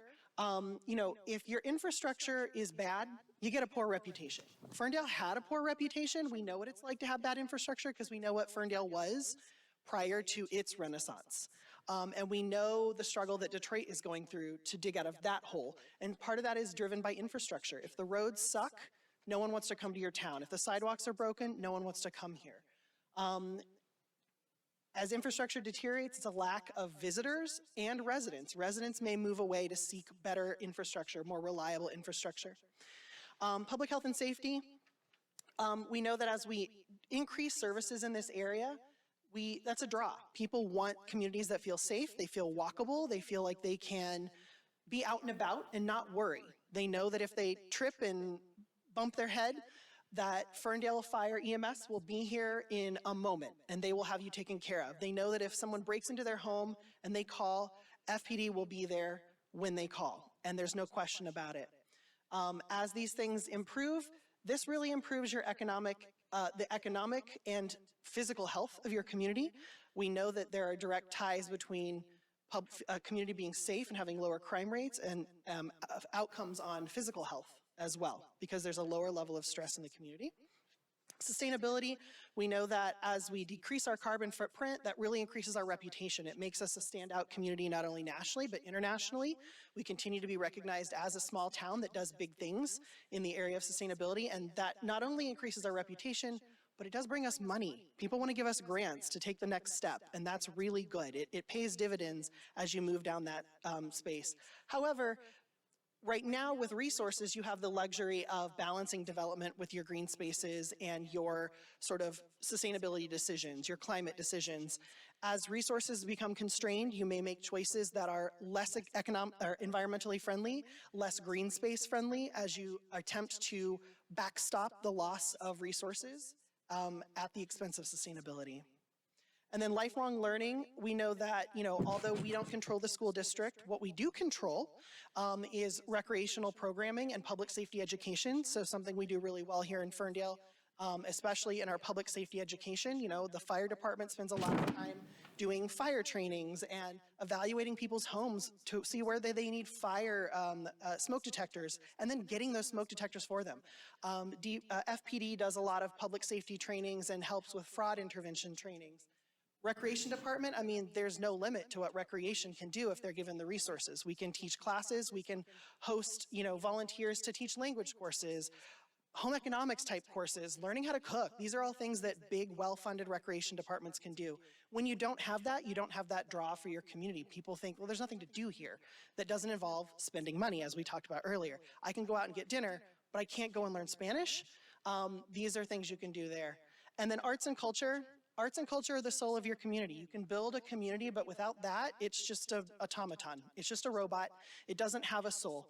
And so if you have your events, you have investment in public arts, you've really put that light into that entity and you've given it its soul. And so, as we lose those things, a city that's ugly is a city people don't want to be in. We all know that.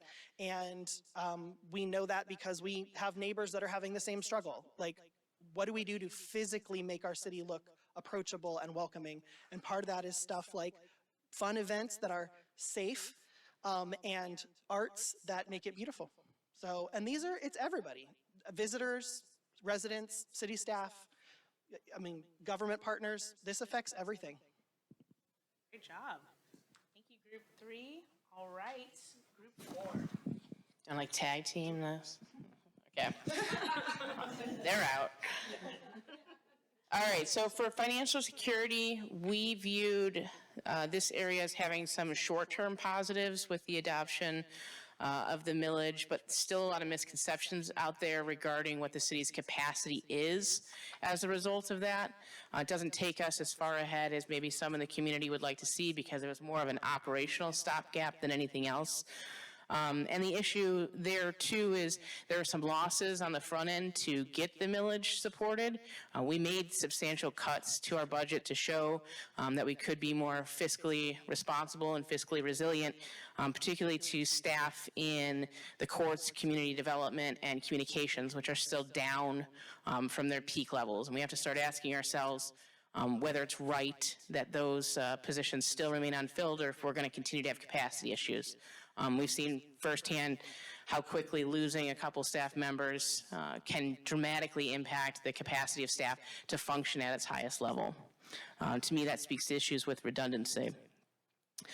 Regarding infrastructure, again, saw short-term gains to being able to catch up on some of the facilities maintenance we have, but this is more of a kind of treading water type situation than necessarily getting ahead. There are no specific solutions for long-term improvements. That being said, some of those short-term gains can get us there. Some of the ideas that we had conceptualized during our budgeting process, like investing in GIS and data gathering, can be the planning solutions that we need to get ahead. So we feel like this is a pretty good time and a good win, at least to help us tell the story on infrastructure in the future. Oh, sorry, I'm supposed to be saying most impacted stakeholders. I'm not going to say everyone. On financial security, we felt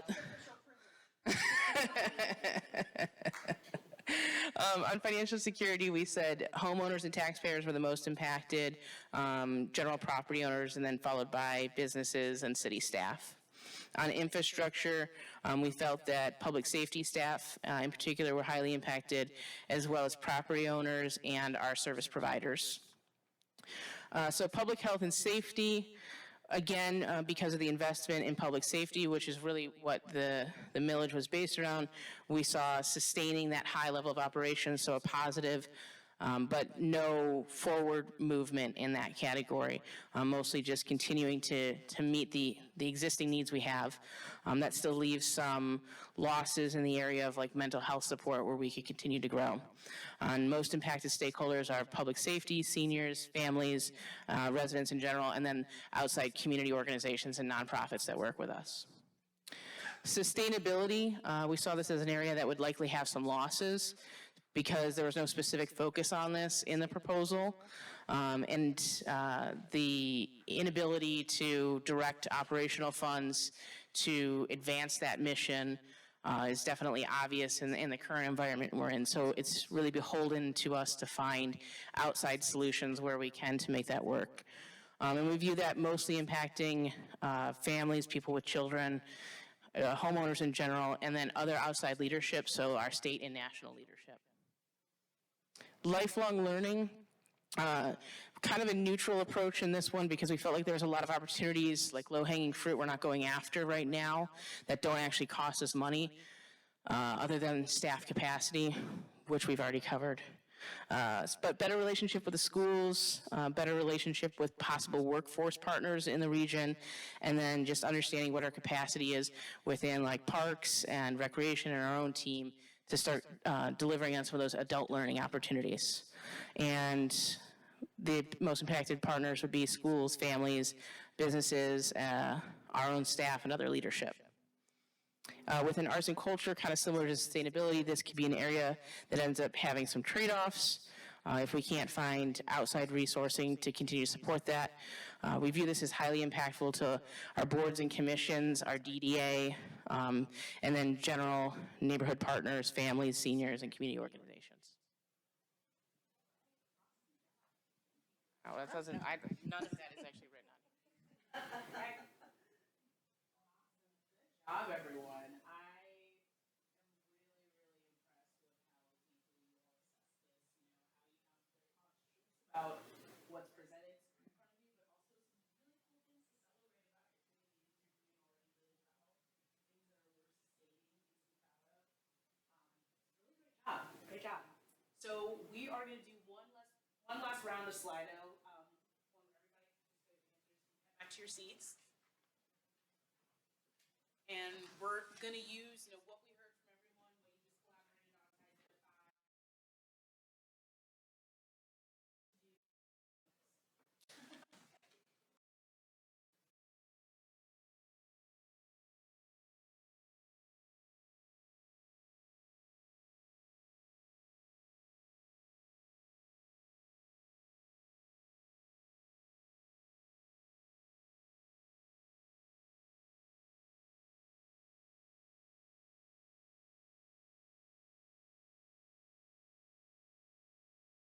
Sure.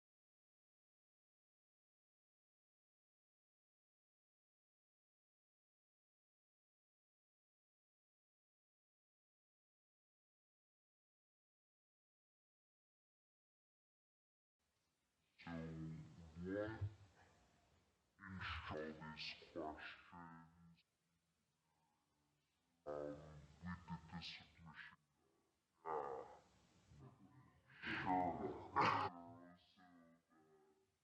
we can receive that if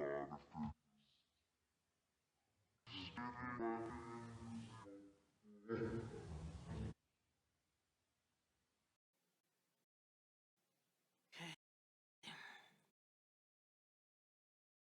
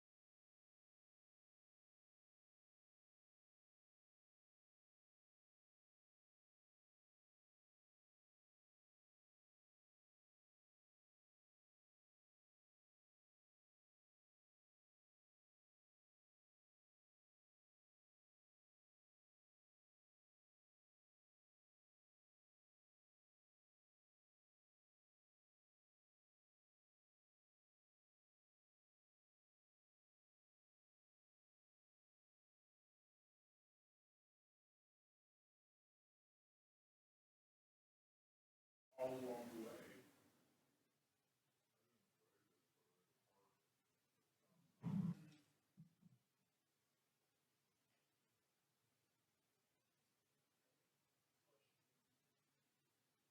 Trails have a greater impact on other. They're so.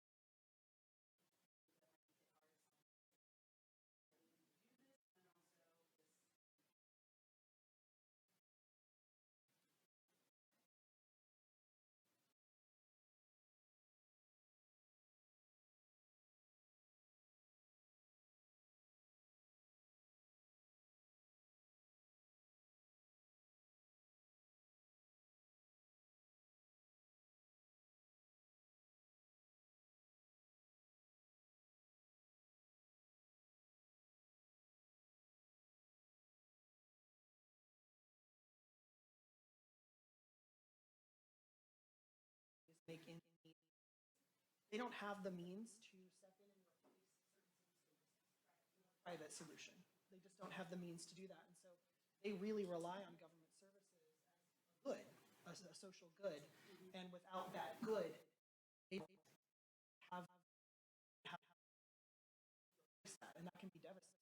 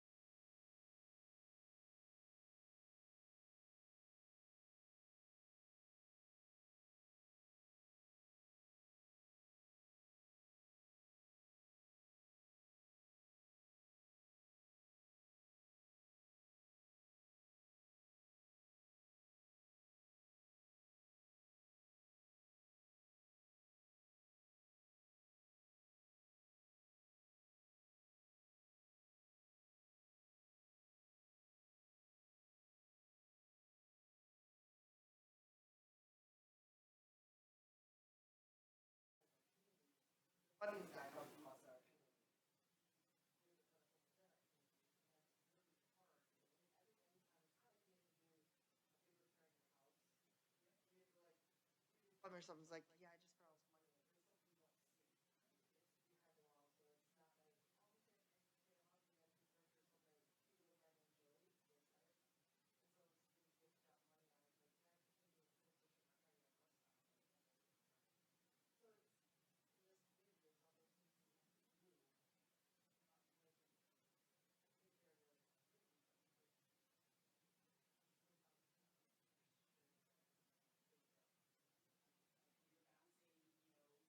investments and services that would all attract more people to come to this community too. So you're bring more people in, and then else before you go to the next question. Next. I couldn't abbreviate this one. So have Steve on how you see this proposal? Increasing trust and belonging to the community, increasing, reducing, why?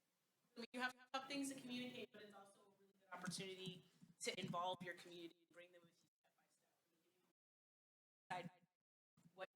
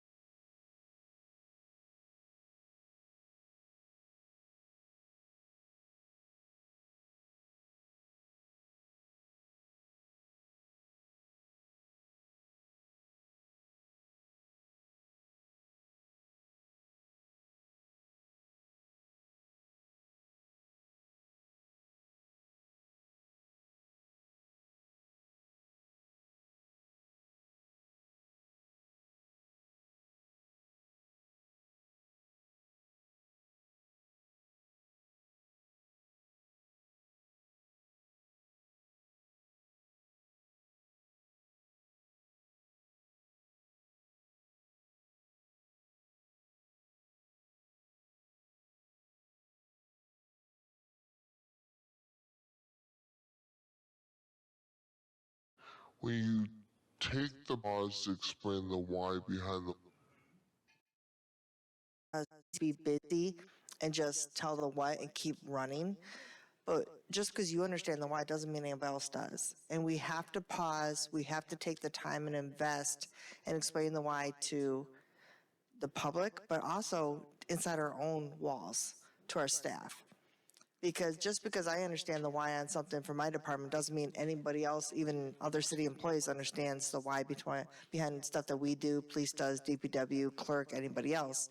So I think we need to do a better job explaining the why across the board to each other and to our community to increase the understanding, which then becomes the trust.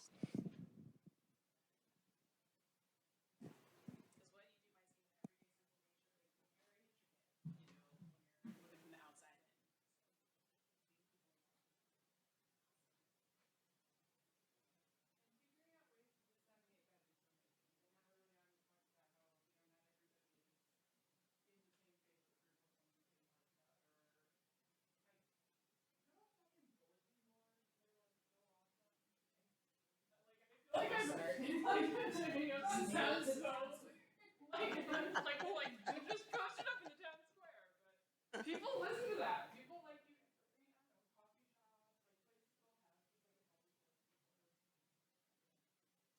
I heard that, like, recently, somebody was just saying, like, you know, sometimes the best information is like the coffee shop bulletin board, it's like, yeah, that's.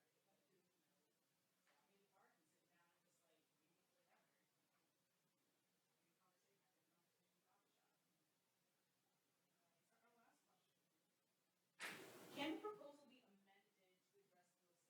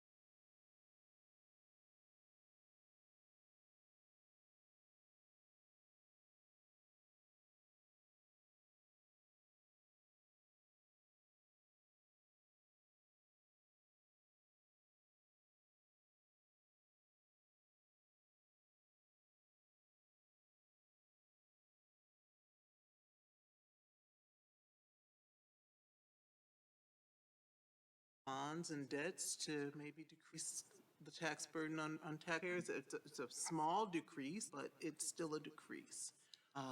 Well, I think it's important to note that we when we lowered taxes not very long after Headley was approved, the second Headley, and that didn't make any headline. Nobody really knows about it. We almost netted off the increase from Headley. Right. And we basically almost made the tax impact neutral. Exactly. And everyone's still talking about how we raised taxes. No, we didn't. We lowered them a month later. That wasn't communicated to the community. It needs to be communicated clearly. There's still more opportunity moving forward to, pay down our debts, to set ourselves up for making new debt. Because note here, we're going to still be required to forego right? Dollars are not going to go as far as we, and we're going to have some pretty difficult triage conversations about Maslow's hierarchy of needs. What are the needs versus the wants for us? But one of the things we know we need is the infrastructure. So if we're paying down debt that we already have and we're reducing that debt early as best we can through either defeasance or early redemption, then we can go to residents and say, the net impact of this on you is not that much greater, or not great at all as a result. And so, we're going to have to make these kinds of asks. Clever thinking.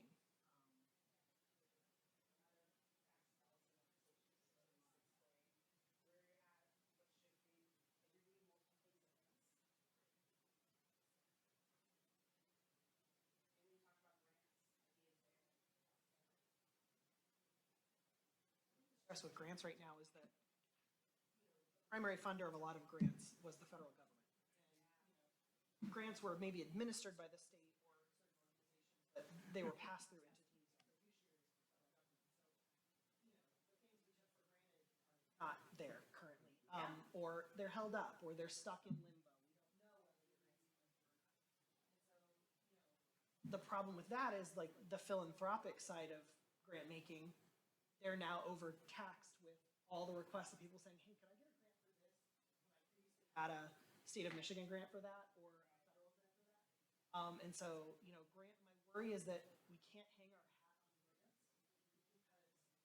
what remaining grant makers exist in the space they now have 1,000 more requesters than they had.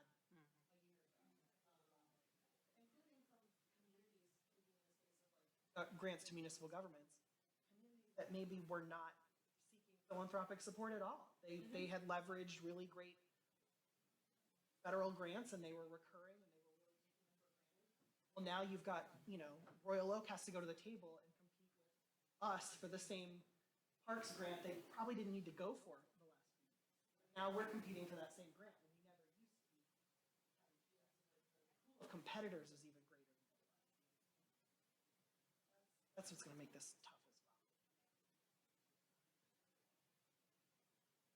as well. I was going to add to that. I think, I'm hopeful that some of the expectation that, there's community groups that can do some of this stuff, or that people will chip in if they felt that this city was not going to manage funding or expenses well, that I can get somebody to do that cheaper. Well, I hope that they will come and partner. And then I think also with the notion of grants too, the key things that I keep seeing are staffing levels, and if there is the same expectation on who can do what with diminishing staff, writing competitive grants is like college applications. I mean, it's not like something you phone in and expect to get funding for. So I think that that's something that people underestimate, why there are professions that do that to increase your chances of getting grants. They're not free and they don't work for Ferndale. So.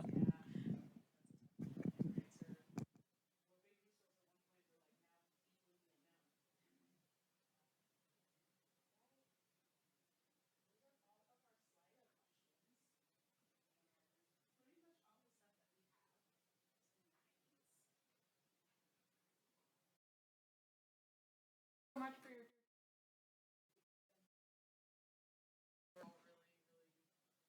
poised to do this and talk to both James and Mayor I feel like I need to take the whole lift up the room.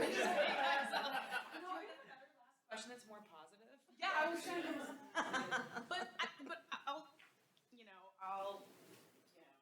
I'll say this, right?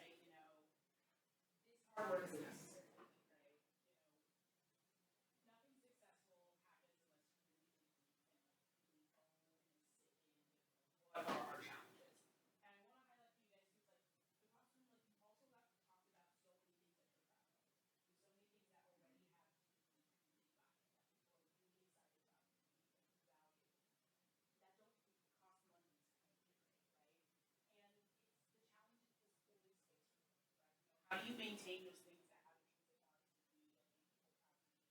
that are part of having strong trust and belonging that are worth sustaining and not losing sight of, but then also simultaneously doing the hard work, having those hard conversations, realizing where you need to lean in and jump in and start to communicate those pieces. The barriers that you guys are experiencing right now are barriers to communities, to neighbors, everyone's experiencing right now. And especially when we talk about grant funding and resourcing. And I think the lack, just one of the things, lack of understanding at the federal level of what communities, what municipalities have to carry. You know, the work is cut out, but I also think it's a really good opportunity to start talking to residents about realistically what they can expect. You know, looking to them to give you a little bit more bandwidth of like, okay, we can understand this. This is something that, like, regardless that we need to accomplish. And there's some really good opportunities with what y'all are trying to do, but I think it goes up from here because if you never have the hard conversations, that's where the rug will pull out from under you. Ultimately, you know, we don't have these dialogues about like what we need to give, what we need to take, you know, what are some of the significant challenges, because what you really end up in a wall is when the silos start to appear. And people get into assumption boundaries and they can't take themselves out of it. So, you know, what we did today was really heavy, and I'm really grateful that y'all held space to have that conversation.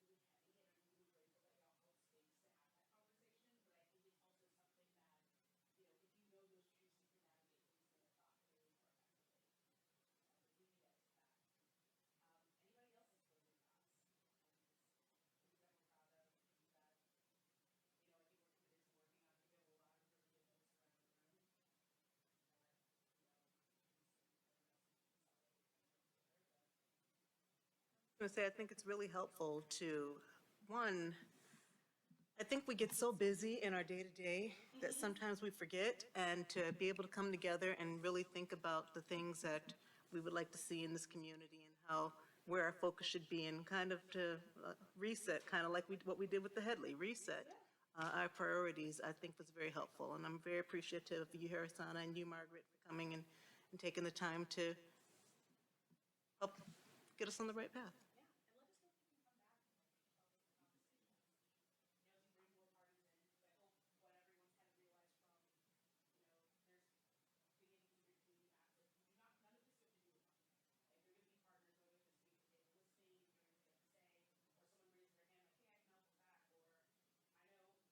Billionaire, maybe billionaire somewhere who like loves eat downtown at Ferndale, and like, I want to help. You know, because help comes to the most surprising places. And I think the challenge is incumbent on us, and something that we, the leader, constantly look for, like, where are the ways that we can be innovative at finding those things. Because I think that's an expectation of all communities across the nation, frankly. So it puts us in a really good opportunity to really think about, you know, what's necessary, where are those latent gaps. You know, I'm here for grant funding is one that we work every day. Maybe there's Shannon Ray, Hive, and Mert, and Melissa, who are working day in and day out to try to identify funders from left, right, north, south that can step in and fill the gap right now. And so, yeah, please know that you're not alone in this endeavor. And like part of the work that we do, part of the work in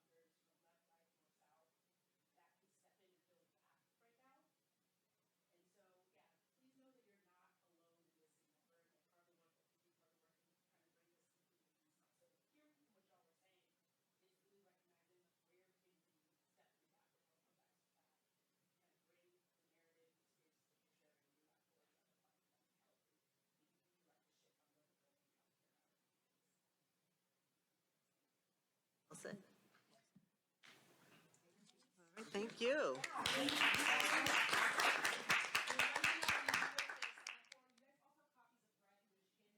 First of our 6 policy briefs that are going to be incorporated for our focus areas. This is what we're using to talk to lawmakers about. We have a bunch of infrastructure in our city. We need to support public safety.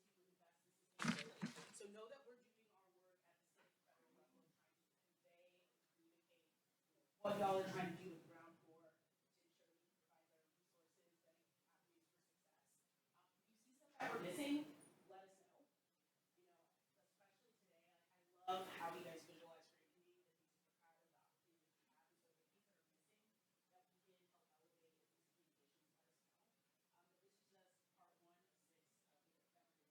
But this is just part 1 of 6 that we're doing for public health. So I'll leave you guys with that. But otherwise, thank you so much, everyone. All right, well, we're still in a public meeting. Thank you. And now we're opening it up to call to audience, where audience members can have 3 minutes to talk about anything heard tonight on off the agenda. That would be you. If you want to.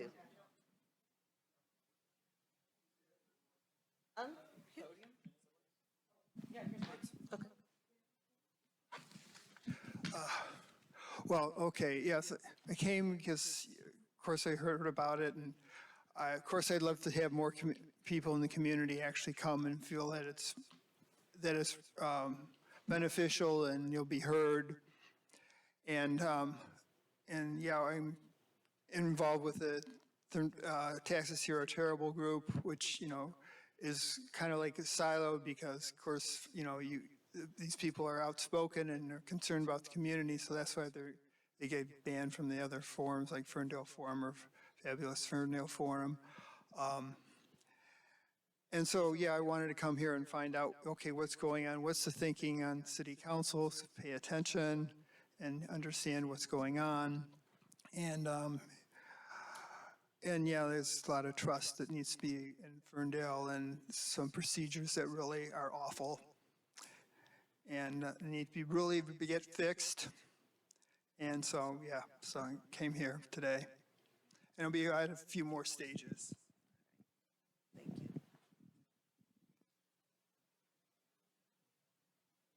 Okay. With that being said, what time is it?